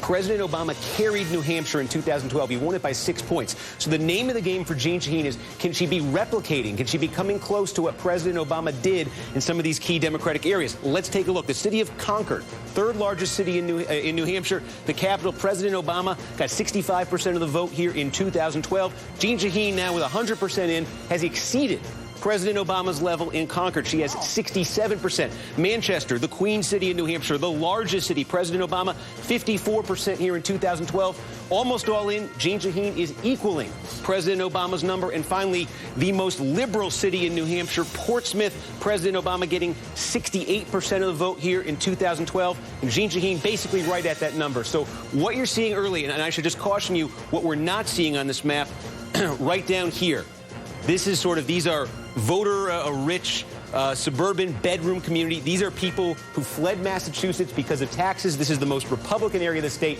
At this point, seeing returns like this, it tells me that Scott Brown, from this area I just circled, this part of New Hampshire, he needs monster numbers. They're not in yet. He could get it, but what's in right now, very encouraging for Jeanne Shaheen. Yeah, those are the people in New Hampshire who have been seeing Massachusetts Senate race ads for Scott Brown years ago, before they were seeing New Hampshire Senate race ads for Scott Brown this year. Those border communities, in some ways, get treated very much as the outskirts of Boston in terms of the commutability of that part of the world. The Boston media market, too, absolutely. Right? Steve Kornacki, thanks very much. Let's bring in our dear friend Tom Brokaw from NBC News. Tom, looking at what we know thus far tonight and what history tells us about what to expect, how do you feel each party's doing? Well, we don't know yet. But let's talk about Mitch McConnell for a moment, because that's a big victory for the Republican Party to have him now as the Senate Majority Leader, if they get to a majority. And the question is, will he change? We were just talking here off the air about a lot of Republican senators have been saying quietly, we need to have a different Mitch McConnell because we have to change the message of the party. I mean, Rand Paul is going around saying the brand sucks at this point. And to get ready for 16, they can't go into that election like they have gone into this election, in which the country, the phrase that I've dressed up, an old river guide says, are half-cocked in the ticked-off position. That's kind of where the country is at the moment. So if he begins to change and begins to make some deals and stays true, as I expect that he will, to his fundamental political values, that will be a different game altogether. He still gets up in the morning and forgets to take his charisma pills. There's no question about that. But he's got a great ground game in Kentucky, as he demonstrated tonight. He loves politics. And 2 weeks ago, one of the Republican senators said to me, he's going to be okay. He's going to kick in that ground game and he'll get back again. I just hope he's not about the past when he gets there. Can we ask about a parallel election situation? Bill Clinton, after he had his very difficult first midterm in 1994, Republicans just absolutely trounced the Democrats. It was seen as brushing him back in a pretty strong way. Contract for America. Right. Exactly. The Newt Gingrich years. Between 1994 and 1996, one of the calculations that Republicans made was that they needed to get some governing things done. right? Bob Dole came back and said, you know what that did is it made people think that Bill Clinton could get things done. Isn't the Republican calculus, isn't the way they look at that history, that they tell each other that there's no reason to appear to be governing from Congress because nobody's going to give Congress for it get credit for it anyway. All credit always goes to the president, and we want to beat the president's party in 2016. Well, I think that there's something to that. I mean, somebody said to me today on the Republican side, we're not going to send anything that's going to have his signature on it and which he's going to be able to claim credit for it. So this is going to be a really tricky game for the next 2 years. What policy is that then? What are they going to pass if that's part of the problem. Yeah. You know, my guess is that not a lot will get done. We've been talking about Senator Portman here today. He came out with, typically for him, his reasoned voice saying we ought to be able to do something about corporate taxes, about job creation, got to do something about energy and the Keystone Pipeline. The question then is, who gets the credit for all of that? And does Obama have the instincts of a Bill Clinton to step in and say, this is how I can take credit for that? Bill Clinton goes down to Texas and said, you know, that tax increase is probably a mistake. And then he also says on the Hill, the era of big government is over. I mean, that was an astonishing statement for him at that time. Does President Obama have it in him to do that? And does he want to do that? I don't know. So we can conjecture all we want here. It's going to get interesting from next week on. Yeah. Let's play Walter Cronkite from the old days. You know, Anwar Sadat, Menachem Begin. Is there a deal here? That's the way it is. You can do that too. Talk about the kind of. It seems like there are deals that could benefit both parties and the country better off. It isn't a completely zero sum. The Democrats say they want minimum wage raised up to about $10.50. Republicans always want tax relief for corporations. They'll admit that they want trade expansion. There's a lot of parts that they can be, as clever leaders can put them together and say, we both won. And by the way, Obama's not running again. It's not like Clinton. It's a different scenario. There's going to be an open seat for the presidency. Well, look, I don't know what they're going to do on minimum wage, but you could see a scenario in which they would say, we'll do it in stages. We'll get to $10 over 18 months or over 2 years or whatever it takes. But they just elected all these new folks who say there shouldn't even be a minimum wage. You know, I mean, how can they do that with the Joni Ernst, Joni Ernst endorsement being the most important thing for the big issue for them is going to be somebody who is a popular voice of their party is Ted Cruz. He said, I'm going to drive the Senate to the right. Yeah. You know, I'm going to go in the other direction. That's a big challenge for Mitch McConnell and the other Republicans who do want to get something. Yes. I think that's going to be the fact. I think that the Republican Party has effectively had a schism, and that we may see, what'll be interesting to see if there's a governing wing of the party fighting against a confrontational wing of the party. Let's not overlook the fact that the Republican Party, as is currently constituted in this year, pretty much sent the Tea Party back to the locker room. You know, the Tea Party didn't dominate their party. They didn't have many victories. They were all pumped up. I'm still in touch with a lot of them. But the fact is, you know, and Eric Cantor was not an example because those were self-inflicted wounds, frankly. So the Tea Party, they have removed. Now, what are the lessons in that for them? Well, look, I think the president has a role here. If he's as smart as Bill Clinton, which he may not be, he will find a way to exploit the victory of the other side. And he'll come back and have something done because he needs a record. More than Mitch McConnell needs a record. This president needs one. And the country needs some policy, which I think we need a growth, economic growth. Tom Brokaw, thank you so much for being here, sir. It's great to have you here. Absolutely. In terms of... I won't forget my shopping list. No, exactly. Now that it's been delivered on national television, it has that much more oomph. The Senate race in New Hampshire between Jeanne Shaheen and Scott Brown is still too early to call, but we do have a slight update on this call. Look at this. Too early to call right now. You can see the percentage of the vote in is 23%, but right now Jeanne Shaheen is leading. So that is still too early to call, but the NBC characterization of this race is that Jeanne Shaheen is in the lead. But again, less than a quarter of the expected vote in New Hampshire. Down in Florida, the governor's race is still too close to call. Our friend Ed Schultz is joining us now from Charlie Crist headquarters in St. Petersburg, Florida. Ed, what's the update from St. Pete? Well, the update here, Rachel, is that the Crist camp is a little bit concerned that they're not pulling the numbers that they need to pull out of the three Democratic strongholds, which is Broward County, Dade and Palm Beach County. I mean, they thought that they were going to get better numbers than what they've got right now. So there is a little bit of concern in that regard. But what's unfolding here is this hour of requested hour of extra voting time in Broward County, that being rejected. You know, this could open up a huge controversy in the coming days, depending on how this race tightens, the way it unfolds, and how it ends up on the final count, because obviously there's going to be a lot of people that are going to say, well, you know, I went to vote, but I wasn't allowed to because the machines didn't work. And of course, the legal process has been stymied, and Chris Camp lost a big motion tonight. So you have a difference of 123,000. They could make that up in about 3 blocks in Broward County. So it's going to be very interesting to see how this is going to be a long night here. No one's throwing in the towel, but they are a little disappointed in the numbers as far as turnout. They've exceeded the 2010 numbers, but not enough. And that's kind of the feeling right now, and they're a little bit anxious. Thanks for the solid update, Ed. We'll be right back. That was at CRIST headquarters. When we come back, polls will be closed in other key states across the country, Colorado and Kansas included. And that fight, the Senate fight race up there, we'll see back when I can read the prompter. We'll be right back.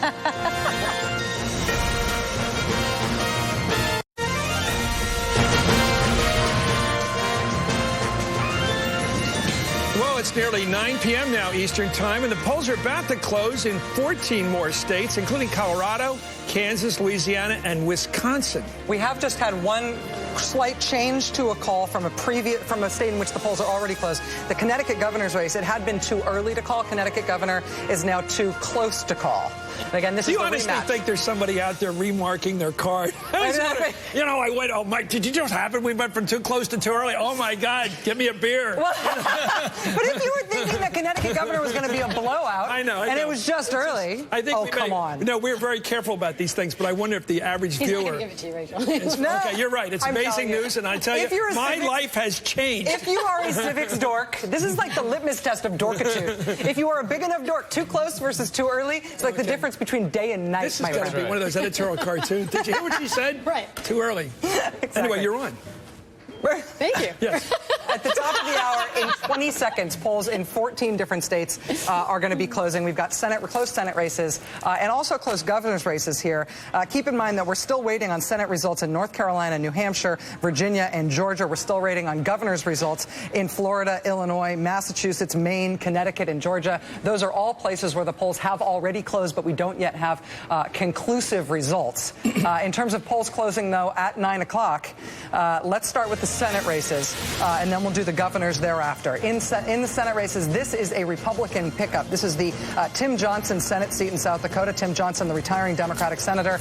This will now be, according to NBC News projections, this will be a seat held by Mike Rounds, the Republican candidate in the South Dakota Senate race. An interesting three-way race there. In the Kansas Senate race, incumbent Republican Pat Roberts facing off against an independent named Greg Orman. This one is too close to call. Just 9% of the vote in thus far in Kansas. In Colorado, the Senate race where Mark Udall, the Democratic incumbent, is trying to hold on to his seat. He's facing off against Republican Congressman Cory Gardner. This one is too early to call in Colorado. In the Louisiana Senate race, it's another Democratic incumbent, Mary Landrieu, facing off against Republican Bill Cassidy. This one, according to NBC News projections, is also too early to call.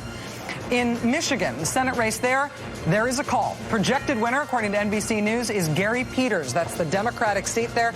Carl Levin is retiring as the Democratic incumbent. It's an open seat. It will be held by the Democratic Party. In the Minnesota Senate race, incumbent Democrat Al Franken holding on to his seat, according to NBC News projections. In the Texas Senate race, do we have the Texas Senate race? Yes, we do. Texas incumbent Republican Senator John Cornyn is projected to hold on to his seat in Texas. In Nebraska, NBC News is also projecting the new Republican senator from Nebraska will be Ben Sasse. He's the projected winner there. In Wyoming, the Republican incumbent senator there, Mike Enzi, has held on to his seat after a would-be primary challenge from Liz Cheney fizzled out. Mike Enzi winning in Wyoming to hold on to his seat. And in New Mexico, in the Senate race there, this is Tom Udall, the Democratic incumbent, facing off against a Republican challenger named Alan Way. This one is too early to call. We do have a call now in New Hampshire. We have been waiting on this one. NBC News can now project that the New Hampshire Senate race has been held by the incumbent Democrat, Jeanne Shaheen, defeating Scott Brown, who moved from Massachusetts to face her. Scott, let me get your reaction to that one. Well, Rachel, everybody has their own way of looking at how this election can turn out when it's all over in January 6th. I think there's a route. It may be a difficult route. It may be it's plausible. In fact, based upon the numbers, it is plausible. She just won. That's the first step. The next step is to win if the Democrats want to control the Senate next time. Win in North Carolina. That's when Hagan has to hang on there and win. Then pick up Kansas because of the independent candidate who will go with the Democrats if it's decisive, we're told. Then win in Alaska, which is always hard to poll.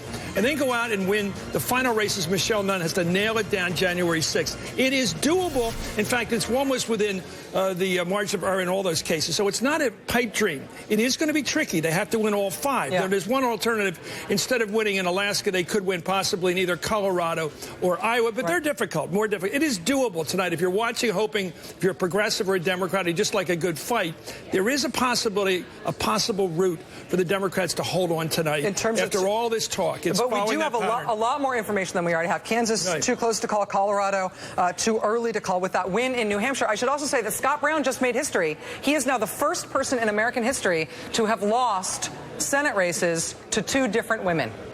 So Scott Brown, who's next? Feminist hero. Maine, take on Susan Collins in 6 years. He'll go to Maine. We've got some news in terms of governor's races. I believe, do we have governor's boards now in terms of polls that just closed at 9 p.m. The Wisconsin governor's race. So this, of course, is a very closely watched race. Scott Walker, the embattled Republican incumbent, facing off against Democrat Mary Burke.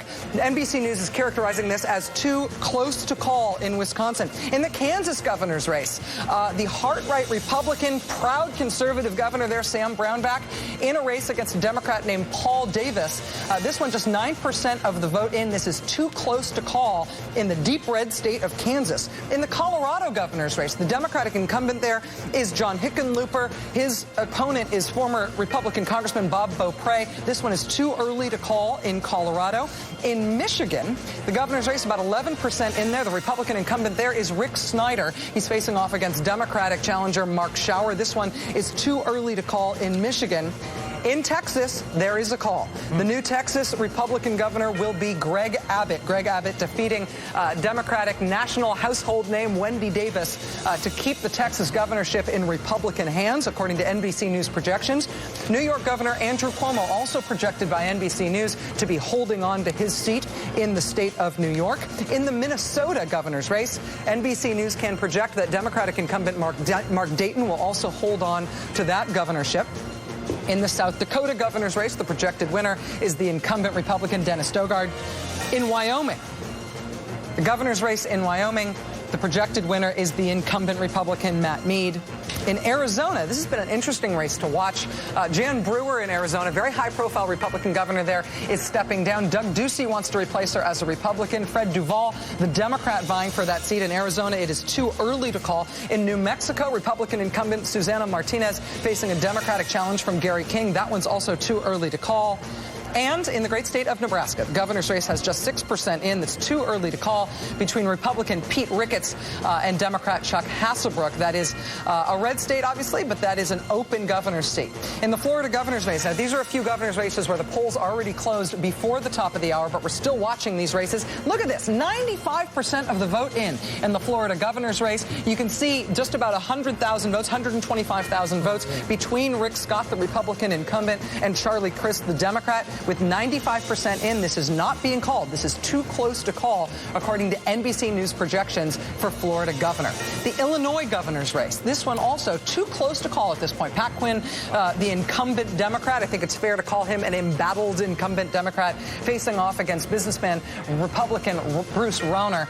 This one, less than 30,000 votes between them, under 10% of the vote in. The Massachusetts governor's race, Martha Coakley, the Democrat, and Charlie Baker, the Republican. This one is too close to call. Less than 1 in 5 votes are in the Bay State thus far. In Maine, this has been a great one to watch. Paul LePage and Elliott Cutler were both in this race in 2010 when Paul LePage took office in Maine as the Republican governor with far short of the majority, anything close to a majority vote, because it was a three-way race. It's another three-way race now in Maine. No call there yet from NBC News. In the Connecticut governor's race, Dan Malloy and Tom Foley, they're having a rematch from their 2010 race. This one is too close to call. In terms of governor's races, the only other one we're watching right now that we've got information on is this Georgia governor's race. Nathan Deal, the Republican incumbent, against Jason Carter, the Democratic challenger. This one is too early to call. I want to go to Steve Kornacki right now in terms of what we know in the Florida governor's race. It's amazing. We've got 96% of the vote in right now, but this is still too close to call. What's going on, Steve? Yeah, well, I'm going to give you a collective flashback to 2000 now. You remember how late that night was in Florida. You remember all those South Florida county names that we all got so familiar with in 2000. So where it stands right now is Charlie Crist is looking at a gap of a little over 125,000 votes. That's what he's got to make up. Now let's go inside Florida and take a look. And here you go. It's these big three. This is the crown jewel of Democratic politics in Florida. Palm Beach, Broward, Miami-Dade County. These are massive counties, massive Democratic vote-producing counties. Let's look inside and see what's happening there, if I can get that off the screen. So let's take a look. Broward, for instance, right here in the middle. And you can see right now, obviously, Charlie Crist doing very well very well right now. This number you're seeing, this says 21% is in. This suggests there's a huge amount of vote that's still out there. It's actually not the case. There's been a ton of absentee ballots that have been that have been counted. It doesn't affect the percentage of precincts that are reporting. So this is actually a little bit misleading when you look at that. The total in Broward, the total vote that came in the last time around. Sorry, I'm just looking at my notes here because I got it. The total number of votes were about 415,000 in Broward County the last time there was an election. So as you can see, you're already creeping up there close to 300,000. So it's not 21% that's in. So there's fewer votes outstanding here. You can see Charlie Crist, though, still an opportunity to make it up. And again, you look like in Miami-Dade, another opportunity here for Charlie Crist to make up ground. He's tracking at 57%. This is another one, says 45%, fewer votes. So that's what he's got to do. He has got to rack up the score in these three counties right now where there's still significant number of votes out and somehow try to make up that 125,000 vote gap. Being able to go county by county explains everything you need to know about how you can get that close to an overall statewide number and still not be able to call it. We do have one other race that I want to take a look at right now in the state of Arkansas. I'm not sure if we've got a board here on this one. Do we? Yes, good. The Arkansas, this is a fascinating sort of sleeper issue. In Arkansas, one of the things that was on the ballot this year was increasing the minimum wage. Arkansas, a red state, the Arkansas Republican legislature was not going to vote for an increase in the minimum wage, but they put it directly to the voters, and boy, did voters like this idea. Look at that, a 2-to-1 margin, 66% for, and raising the minimum wage in Arkansas passes not by an act of the legislature, but instead by a direct vote of the people of Arkansas. There have been 11 times now. There's been 11 times now that the minimum wage has been on the ballot since 2010, in which we've got a result. There's 3 more we're waiting on tonight. All 11 times since 2010 when it has been on the ballot, it has passed, and it always passes by huge margins. Well, let's bring in our colleague Lawrence O'Donnell, who's down in Greg Orman headquarters in Kansas. Lawrence, all concern has reached into your heart. We want to know who's going to win in Kansas. Greg Orman going to win? Everyone here wants to know that. Anecdotally, the excitement here at Orman headquarters is that there were some significant lines in Johnson County today. They expect that to be a strong area for Orman voters. And, Chris, we do not know at this hour. This is way too close to call here. It has been. There was a period there about a month ago where Greg Orman opened up a lead in the polls, but that closed back down into this very tight race. It has been a nasty race. 58% of the ads here have been attack ads. The only state with more attack ads, North Carolina, 67% of the ads there, attack ads. This state is weary from those attack ads. Voters here today are telling me they are relieved that the attack ads are over. They get to vote. They get to count these votes tonight, Chris. You know, in the old days of voting, which is many years ago for me, the rule was don't make yourself too available. And I get the feeling that Greg Orman's not made himself very available. Nobody knows what party he's in. Has he been too cute?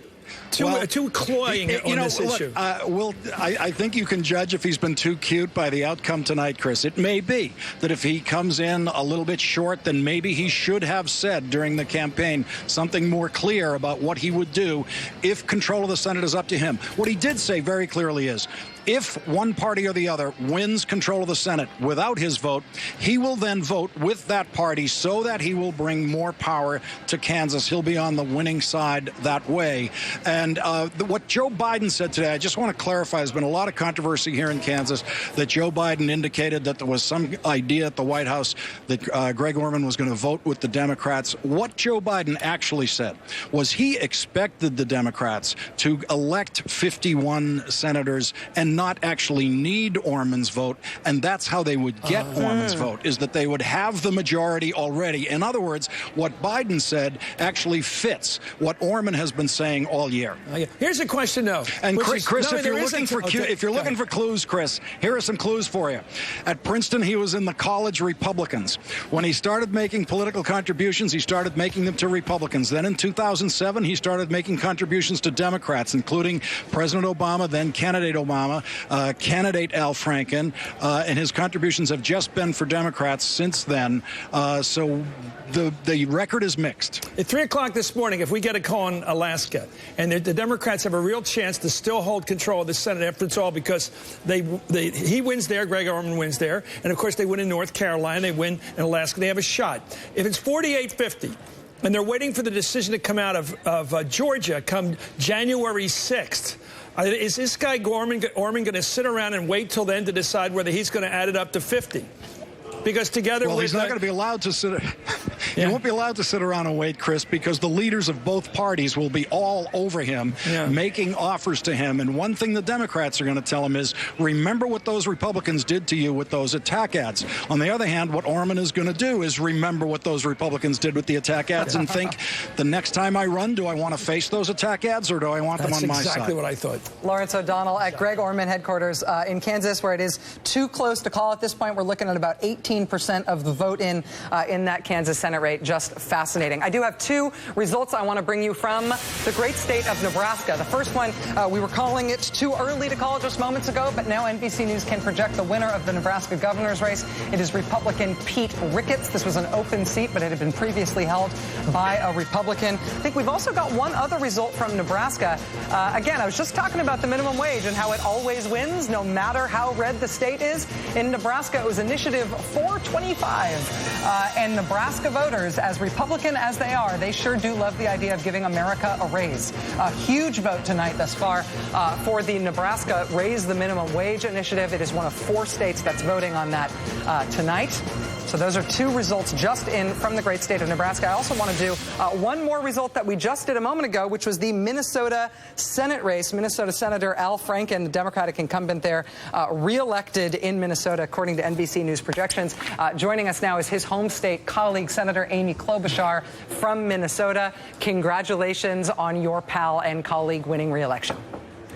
Well, it was a little easier than last time. Yes. Whereas, 312 votes, and it took him 6 months to get there. I kept telling our Minnesotans they can't start chants at, say, 5.5 more years. So we're excited about this, and we're also excited about Governor Dayton. And as you know, Rachel, they both ran really strongly on the economy, on economic accomplishments with our 4.1% unemployment, the fact that we have done a good job in terms of encouraging business and workers, and it's just been a positive campaign here in Minnesota. At the same time, we're very concerned about the races across the country, but I did have to smile when I saw my good friend Jeanne Shaheen win, and actually a victory for the Constitution, which says that each state can have 2 senators, but each senator can't have 2 states.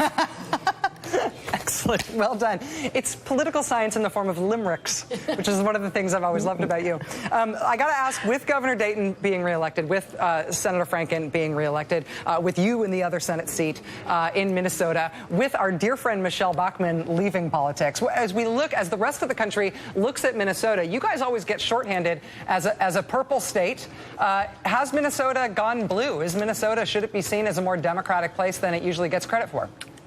Well, I think it is still purple. We have very close state House races going on. We have two contested congressional seats, and the president, I think, won by 7 points, which is exact same margin in Wisconsin last time. But I think the difference is we've really focused in our state politics and in these races on the economy. And I think one of the Wednesday morning quarterbacking questions will be, was there any kind of a trend between for candidates that focused on the economy, on a little bit on accomplishments, knowing there's so much to go, but also talked about minimum wage and issues like that that mattered really at the heart of people in this country. And so I think that's going to be looking at the races in the Senate and see if there's any kind of a trend there is important. Senator, let me ask you about your colleague who was just declared the winner for re-election. He's found a very unusual career path. He's gone from being a very well-known figure in American life, especially our cultural life. In fact, you might even say a celebrity. He's going from being a celebrity to a non-celebrity. He's become a senator. Now, this is really a strange decision. Most people like to get better known. It seems like he has followed a strategy for 6 years of, well, I think it was Steve Martin who said, let's get small. And he got small. He hasn't done any national interviews. We can't get him on our show. I don't know if you've had any luck, Rachel. Well, he doesn't do any national. Go ahead. What's that strategy like? Do you want me to put a good word in for you, Chris? No, I just want to ask you. I want to get your Sardi's review of this brilliant transformation from famous national celebrity in the culture world to just another good United States senator from the state of Minnesota. I think it's remarkable how well he's been disciplined to do this. I'm celebrating his victory because of everyone should have a second act, and he has got one. Well, you know, I think what he's done, he said he was going to do this from the beginning. He put his head down. He got to work. He did things that mattered to the people of our state and put our state first. And that's what this campaign's been about. That's what the election's been about across our state. So, and I do think the fact that we have the lowest unemployment rate of any metropolitan area in the country. We have worked hard to have a strong education system in Minnesota. And the governor took a $6 billion deficit and turned it into a $1.2 billion surplus with the help of so many strong businesses and workers in our state has really been our message. And I don't think it's completely unique. I think you see some other people running on that across the country. So we're happy, but we have really difficult races out there. And maybe I'll be up with you at 3 a.m., Chris, waiting for those Alaska numbers Let me talk about you now, Senator. Take a moment. Everybody likes you. And everybody in the national media likes you, I think. And everybody that knows you in your state likes you. And the question is, how do you get to be president of the United States? With Hillary Clinton probably running. How do you get around Hillary Clinton? Because that's the only route to win. You have to go around her. How do you do that? I think you are aware that all the Democratic women senators signed a letter encouraging Hillary to run. We're excited about her running. And right now, what are we focused on tonight? The midterm elections. It's over. Including Let's talk 2016. It is not it's over. This is there is so much more work that needs to be done here with these states. And I'm hanging in there for Bruce Braley in Iowa and Mark Udall in Colorado and my good friend Mark Begich up in Alaska, who has created the best voter turnout they've ever seen up there, more polling places, more early voting. And so we're hanging in on those races in a very difficult map. You've made my point. You are a national figure, rooting for everyone across the country. Thank you, Senator Amy Klobuchar, who everybody actually does like. Thank you. And by the way, coming up now, Congressman Louis Gutierrez, who's a Democrat from Illinois. Congressman, thank you for joining us. You know, there's been a lot of talk about what the president might do after this election's over, starting tomorrow morning. Do you have any signals from the White House, from Valerie Jarrett or anyone, McDonough, the chief of staff, or the president himself, that he might do something dramatic in the area of immigration? I do, and I'm encouraging. I've been talking to you and other members, thinking it's going to be millions. The question is it going to be a half a loaf or a full loaf?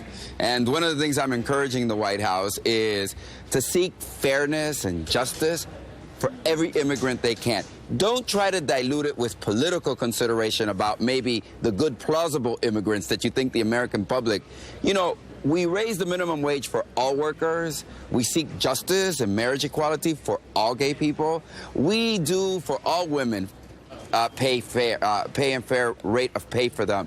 We should do the same thing when it comes to immigrants. So my hope is, and you know what? If they don't do it, I will tell you there will be a fight for the Democratic nomination and a fight for the heart and soul of the Democratic Party. And don't expect, look, I just came back from being with Mark Udall all day yesterday. I've traveled across this country everywhere. What candidates are telling me is that it is hard to get the sentiment of the Latino vote Hang out. in there. You're making a very dramatic statement. Let's go right now. Hang in there, Congressman Gutierrez. We've got an announcement to make. This is the Oklahoma governor's race. NBC's projecting Mary Fallin will win that race, and that's a big one down there in Oklahoma. Mary Fallin defeating Joe Dorman down there. Holding on to that seat. That's right. Holding on to the seat. That's a keeper. And I want to get back to Congressman Gutierrez, because what do you mean to say there's going to be something rather dramatic if he doesn't do what you want him to do? Give us a little definition of what you're talking about. What? It isn't, well, I just want, here's what I believe. Look, the president can make a decision and he can say, well, I'm going to free and allow 2.5 million undocumented immigrants to come forward.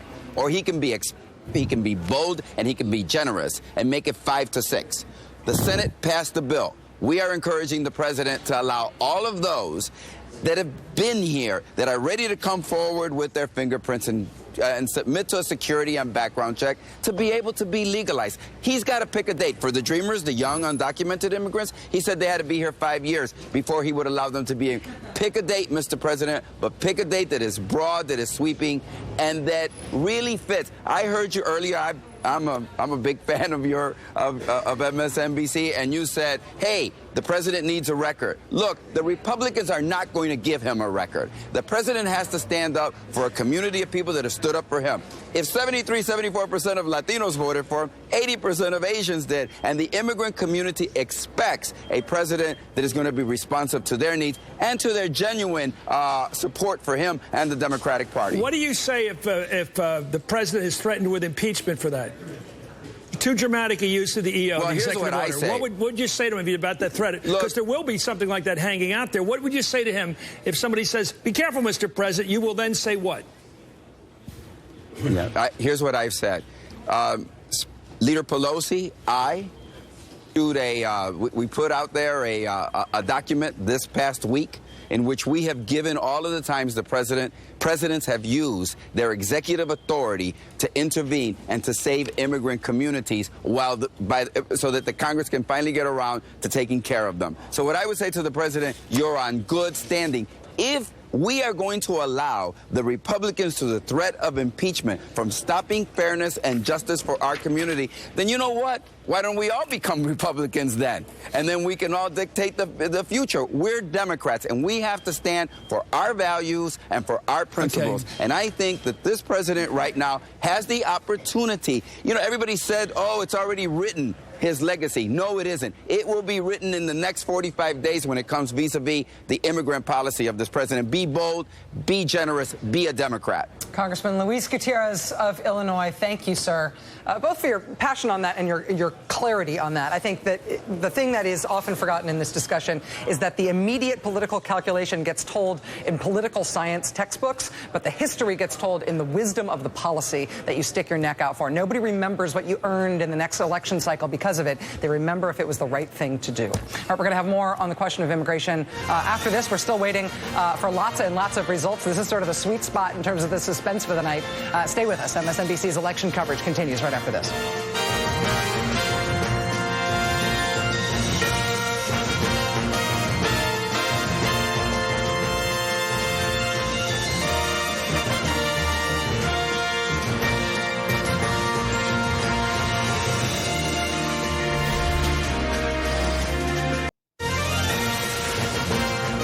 Control of the United States Senate still hangs in the balance, but in terms of big results we've got already on the United States Senate, Kentucky Senator Mitch McConnell holds on to his seat. Allison Lundergan Grimes has conceded. She's already given her speech, as has he. In Arkansas, Democrat Mark Pryor has lost his seat to Republican Congressman Tom Cotton.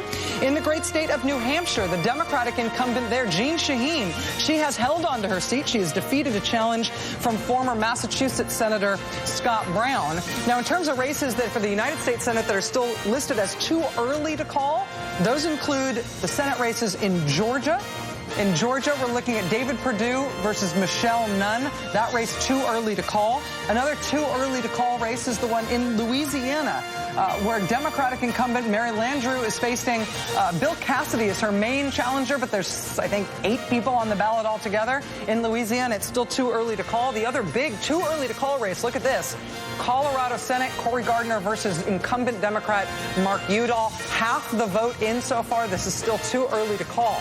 In terms of races that are too close to call, those include the Kansas Senate race, where incumbent Republican Pat Roberts trying to hold on to his seat against a tough challenge from an independent named Greg Orman. Only about 1,000 votes, 1,400 votes between them, with about 21% of the vote in Kansas. That is too close to call. It is also too close to call, and this is interesting, in North Carolina. Too close to call between Kay Hagan, the Democratic incumbent, and Tom Tillis, her Republican challenger and the leader of the Republicans in the North Carolina legislature. 64% of the vote in thus far in North Carolina. We're also looking at a race that is too close to call in the Senate race in Virginia.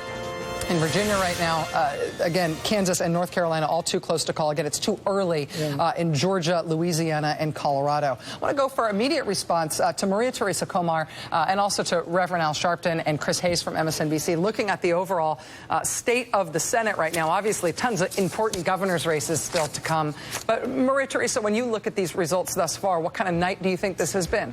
I think it's going the way that we expected. A lot of folks, we have Mitch McConnell, basically, that it was a landslide for him. I don't think that very many folks were surprised. But I think that you have a silver lining when it comes to whether the Democrats are going to pull it out. You see Georgia, where 4% of the Latino vote is still coming up. And they are the fastest growing county in all of the United States, is Stewart County. That hasn't reported. So it'll be interesting what happens, especially because in Georgia, they actually had the roughest, most oppressive immigration law. And we'll see whether or not the black-brown vote actually comes out. In Colorado, you see the same thing. You have roughly over 147 initiatives around the country. Those ballot initiatives, conversely, people come out more if there's a ballot initiative. And you have personhood right now in Colorado, Latino voters, women voters in Colorado. I think that's actually going to be something that we're going to see, because that's what gets people off the couch. It was interesting, though, watching that Arkansas minimum wage measure. So Huge. Arkansas, the Democrats there knew that it was going to pass. What they hoped was that it would goose Democratic base voter turnout enough to give Mark Pryor a chance to hold on to his seat. Mark Pryor, at the poll closing, lost his seat, but that's still won by big double digits. So I think Democrats hang a lot of hope on the turnout effect that these ballot measures can have, but it just depends on how big a hill you got to climb for these things. But I think one of the things that we're seeing, a couple of things. One, the whole sweep, the avalanche that we were told for months that was going to happen for Republicans has not happened. Now, of course, we don't know whether or not they end up with the majority, but we clearly are not being drenched. We can put away the umbrella, maybe keep out a shower cap, but the flood is not going to happen. Secondly, I think that the route that Chris Matthews said still alive is still alive and possible. But let us listen very carefully, because I agree with Congressman Gutierrez and with Maria. It is going to be in many of these key states black and brown voters that even make it close or victorious. Question is, what are we going to get in those communities for doing that? And that could lead to some very serious debate going into 16, because Georgia may be bailed out, Florida and North Carolina, by black and brown voters, and we do not want to just be the ones to deliver people and then go home. Not being a frail flower. What is the demand? Well, I think the demand is clear, that you're dealing with immigration rights, you're dealing with voter rights, you're dealing with we cannot have, and I think this is going to be a real test for Mrs. Clinton and others in 16. You can't have people come out and vote to protect voter ID, immigration rights, and a lot of progressive thoughts, and reward them with triangulation. Because that did not bring you into the competition you're in tonight. So I think that you really are going to watch where these votes come from and where people are going. You also have to distinguish yourselves on the record. I mean, the Republicans have chosen to obstruct on immigration, making the calculation that obstructing would split the blame evenly. And there is some evidence that has been somewhat effective. If you look at the polling that's come out of Latino Decisions today on Latino voters in Colorado, there's a relatively narrow gap between Cory Gardner, who's part of the House Republicans, that blocked comprehensive immigration reform. And who is opposed to immigration reform and Mark Udall. Right, but the interesting thing about Gardner is that he also is for personhood. The #1 voter within the Latino community are young women, or Latina women, and that's because the average Latina voter is 27 years old. So when we're talking about minimum wage, when we're talking about the issues of personhood, when we're talking about immigration, they're all living it right now, and that's what the Republican Party has to keep paying attention to. Which is, okay, so this is a little bit meta, but this, I think, is the most fascinating thing about this Colorado race between Cory Gardner and Mark Udall, because Cory Gardner was a sponsor of personhood when it's come up before in Colorado. He is still a sponsor of it federally. He's running as if he thinks personhood is a terrible idea. Cory Gardner is against immigration reform. He's running against Mark Udall because Mark Udall didn't get immigration reform passed. So if Cory Gardner beats Mark Udall in Colorado today, it will be because he ran to the left of Mark Udall, criticizing Mark Udall for not being able to deliver on the stuff that Cory Gardner is opposed to. That tells you that Democrats win the argument even if they lose the race. Let me just say one before we jump all over the Republicans on immigration, which they're wrong on. But this president has not been politically deft on immigration. He wants the issue. I'm not sure he wants the damn bill, because he sells it as he is for amnesty. That Senate bill is damn tough. It's got teeth in it. Why do you think it got a dozen Republican votes? It has real tough things on E-Verify. It really has to work. You have to be legally here to work here. In 4 years, you have to have a photo ID. It's no more BS hiring cheap labor. You're hopping across the border. It's really tough. And yet he never says that because he wants to appeal to your community. He doesn't want to sell it. That's not true. He says that it's tough. He got up there in the State of the Union. He basically said, we've deported more people, and we've got $20 billion coming to the border. You're changing the subject. It's not deportation. He talks about how tough. They lead with how tough it is. They put $20 billion to buy Gatling guns and put them at the border. That's not the issue. You're changing the subject. The bill doesn't talk about Gatling guns or deportation. The bill talks about no more illegal hiring. That's the magnet for people coming here. And he doesn't sell that part. He just doesn't. And he ought to stop going for the issue and start going for the bill. And your community is sick of waiting. So I would say it's time for him to get a bill and stop talking the issue. Well, I mean, first of all, the president can't pass a bill, right? He can do an executive order. He certainly championed the bill, and he's not doing it. But I think at the same time is that I don't think the American people realize how tough this bill is. Why doesn't he tell us? When he talks about E-Verify, that's every single U.S. citizen. Yes. That needs to make sure that they also have the right application. Like every other country in the world, you need a work permit to work here. But I think that a lot of libertarians are all of a sudden, they're going to go berserk when they actually find that. I think the more we start digging to it, but I think we have to have, but besides that, when we start talking about immigration reform, we need to have an honest conversation with the American public. We're no longer in a place where this is a luxury. We actually need the workforce. That's the point. I know, I agree. Well, let's look. There has to be controls on immigration. And if you don't think so, you're never going to get a bill anyway. But Chris, that's my point. We've got to come with something of substance. I mean, we're dealing with the era of Michael Brown and Ferguson and all that. People are going to the polls because they're angry and impassioned, and the Democratic Party can't run away from the base that brought them competitive tonight. If they do, it's going to be a problem. I think the president needs a bill. He doesn't need an issue. He needs a bill right now. Let's go to some news right now from Louisiana. The interesting call here is that this race is going to go to a runoff, and that, of course, will be in December. Nobody's going to get the requisite 50% majority to be able to win this thing tonight because of today's voting. This is a big development. It means that, at least on paper, look at this race here. Obviously, there's a lot of people voting for Manis, the conservative there. But it looks like with a big push, Mary Landrieu's still in this game. And that means that's going to be an interesting election. Lots of money is going to be pouring into Louisiana between now, especially if it's decisive. Yeah, that'll happen in decisive. December. 8 people on that ballot, and so everybody thought it's going to be hard for anybody to get to 50%. The issue, though, is that once you go to the runoff, it doesn't matter what Rob Maness was able to do. It's just going to be 2 people there. Mary Landrieu is the last statewide elected Democrat in Louisiana. It's going to be very hard for her to win that race. And if the Democrats need that seat in order to hold on to the Senate, it is going to have to be a global effort by Democrats in order to try to save her. Isn't she also the last Democrat representing the Deep South in the Senate? Well, let's talk about Kay Hagan right now, because Kay Hagan in the North Carolina Senate race, you're right. Right now, that is too close to call. And I think, Steve Kornacki, have you got a little more for us in terms of what's going on in that North Carolina Senate race? Yeah, let's take a look here. Some interesting things that are still outstanding. Let's take a closer look inside North Carolina. And as you can see, just in terms of the returns, the return pattern here, the pattern in the last hour or so has been tightening. And now you can see Hagan actually falling 2,000 votes behind Tillis. That's with about 70% in. But I want to show you what is still left to come development and why Democrats aren't necessarily alarmed by that, although obviously it's concerning for them. But take a look at this map here and take a look closely. This is Mecklenburg County. This is where Charlotte is, Charlotte, North Carolina. And you can see, now again, we talked about this with Florida. It says that 10% is in. That's not actually really accurate. You're expecting a little over 200,000, about 225,000 maybe would be the ideal turnout here in Mecklenburg County. So you add that together and you're seeing basically probably about half the vote is in Mecklenburg County. Charlotte. Kay Hagan is doing exactly what she needs to do right now. This is about what she did in 2008 when she won the seat, 62%. It's about what President Obama did in Mecklenburg County. So if that holds, what you're talking about here when 100% finally comes in from Mecklenburg would be an additional plurality of 30,000 votes for Kay Hagan. So this is a big Democratic vote-rich area that's probably only about half in right now. And actually, it's not the only place in North Carolina where that's the case. You can look closer. This is Durham County, Durham right outside of Raleigh. Same thing. Now here you're looking at now close to 3/4 of the vote is in. But again, look at the massive margin for Kay Hagan here. She's leading by 38,000. You can expect, again, probably that's going to grow by 10, 12,000. So there are a few of those. There's still votes outstanding in Wake County, which is right here. That's Raleigh.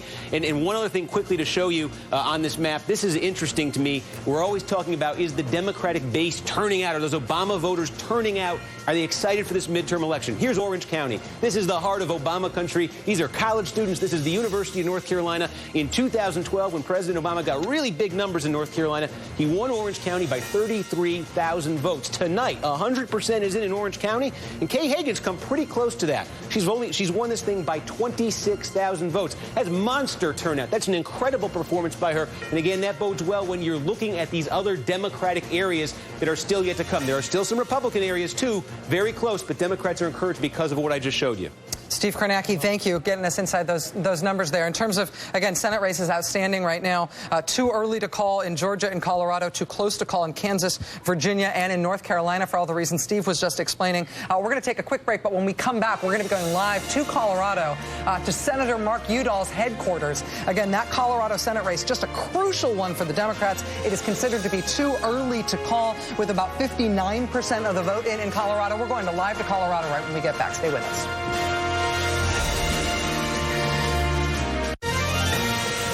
In terms of the overall state of the United States House of Representatives, NBC has been able to projections about 8 p.m. Eastern time tonight that the House will be held in Republican control for another 2 years. This is the overall projection right now. Out of 435 seats, the projection right now from NBC News is that the Republicans will go up to about 243. The Democrats will drop to about 192. Again, this is not a characterization of any individual race, and the margin of error there, as you see, is plus or minus 7 in terms of that projection. So this could still change, but it looks like a good night, but not an earth-changing night for Republicans in the House. This is a race a lot of people have been keeping an eye on. Seth Moulton is an Iraq War veteran.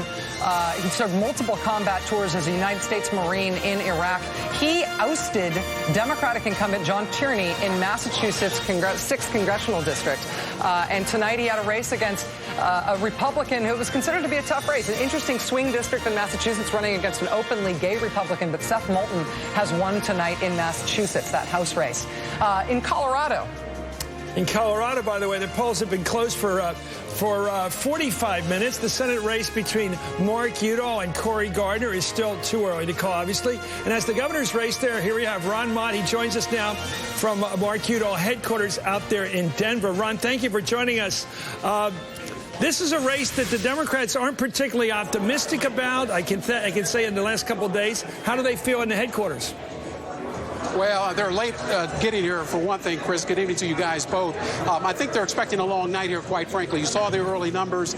Still a lot of ballots to be counted. The 3 counties that we're really looking at to determine whether this race goes Republican or Democrat are Arapahoe County to the south and east of Denver, Jefferson County to the west, and Larimer County up to the north. And those are swing counties. What a lot of folks are talking about in this race is because the economy is chugging along fairly well here in Colorado, that Mark Udall didn't really have a lot of things that his opponent could attack him on. And so instead what they have done is attacked him on the style of campaign he has run this fall. What a lot of folks are calling a one-issue campaign that Mark Udall has run about women's rights and reproduction. That message has sold pretty well around the country, but apparently is not selling as well here in Colorado. The numbers are showing that the voters are pushing back with that message, and some people have said that this is an extremist campaign that he's run here, and certainly that's not the kind of state Colorado is. Now, going forward, if the Democrats lose that seat, plus lose the governor's mansion as well, there's going to be some sobering post-mortem here about what this means for 2016, because President Obama won here in 2008 and 2012. What does this mean for 16 if they lose one or both of these seats and they go blue, or go red, I should say? Yeah. This state has been proudly purple over the past few cycles, but we could see a fundamental shift here, guys, tonight to the right. Yeah, proudly purple is right, and it's probably like a lot of states. It isn't like everybody's purple. There are people who are red and there are people who are blue. And like crayons, you can make them look purple when you put them on top of each other. But that's not the way people are. There are different parts of Colorado that are different than the other parts. Anyway, thank you, Ron Mott, who's at Udall headquarters out there sorting it out. Let's bring in the former governor of Pennsylvania, Ed Rendell. Governor, you were much more popular than the current governor, it seems. You got reelected rather well. This guy becomes the turkey of the year because he's the first governor in the history of Pennsylvania to use a word that Rachel just used, and I haven't heard tonight. She's used verbs like goose, and she's used the verb oust. I love that word. He was ousted. When you oust a goose is when things get really, really hot. That doesn't happen until late at night. Well, it's getting early. It's getting on here. But your thoughts about what he do wrong? It seems tough to lose a governorship watching it from the outside. How do you lose governorships?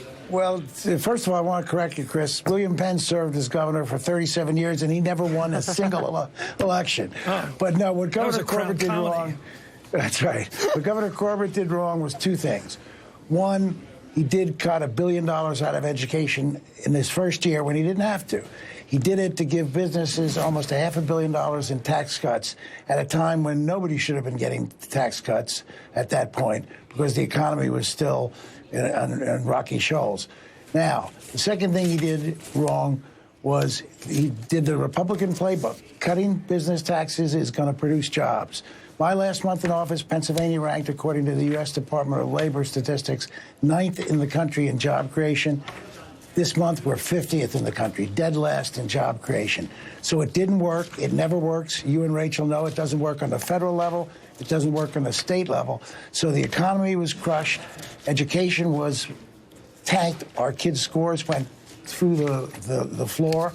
And what's worse is he actually did raise taxes because the local school districts, in a desperate attempt to make up for the loss of the money, had to raise their own property taxes.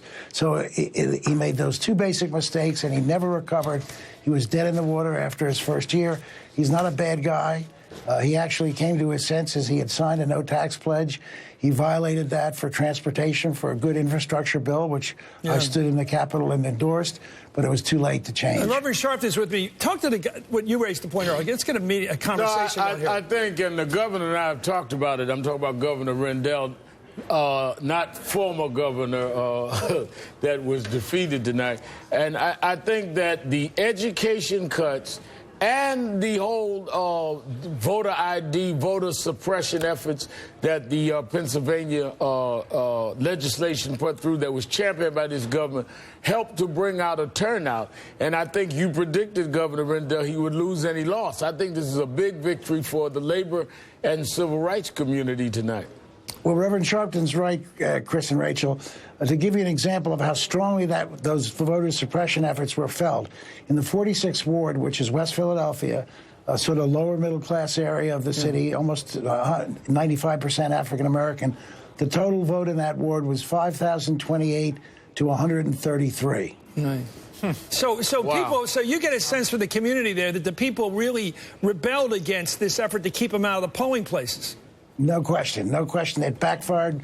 It backfired in the presidential year, and it still backfired in this year. It's great to have you on, Governor Ed Rendell of Pennsylvania. Let's get back now to Steve Schmidt and Robert Gibbs. Actually, before we go to you guys, we'll go to you guys in just a second, but I do think we have one more call to make. This is one of those interesting ballot initiatives that we've been watching. Maria Teresa was mentioning this before. This is personhood. This is the third time that Colorado voters have been asked to vote on a very radical anti-abortion measure, and for the third time, Colorado voters have said no to it by a very large margin. The personhood initiative in Colorado fails. At this point, 64 to 36%. That's with a little bit over half the vote in. It's too early to call for either the governor's race or the Senate race in Colorado, but personhood fails again. That's something that Cory Gardner has been sprinting from ever since he started running for statewide office. But Colorado Rachel, would you explain that to me? Because personhood, if it's from the time of conception and 4 out of 5 fertilized eggs don't attach to the uterine wall, are they all people?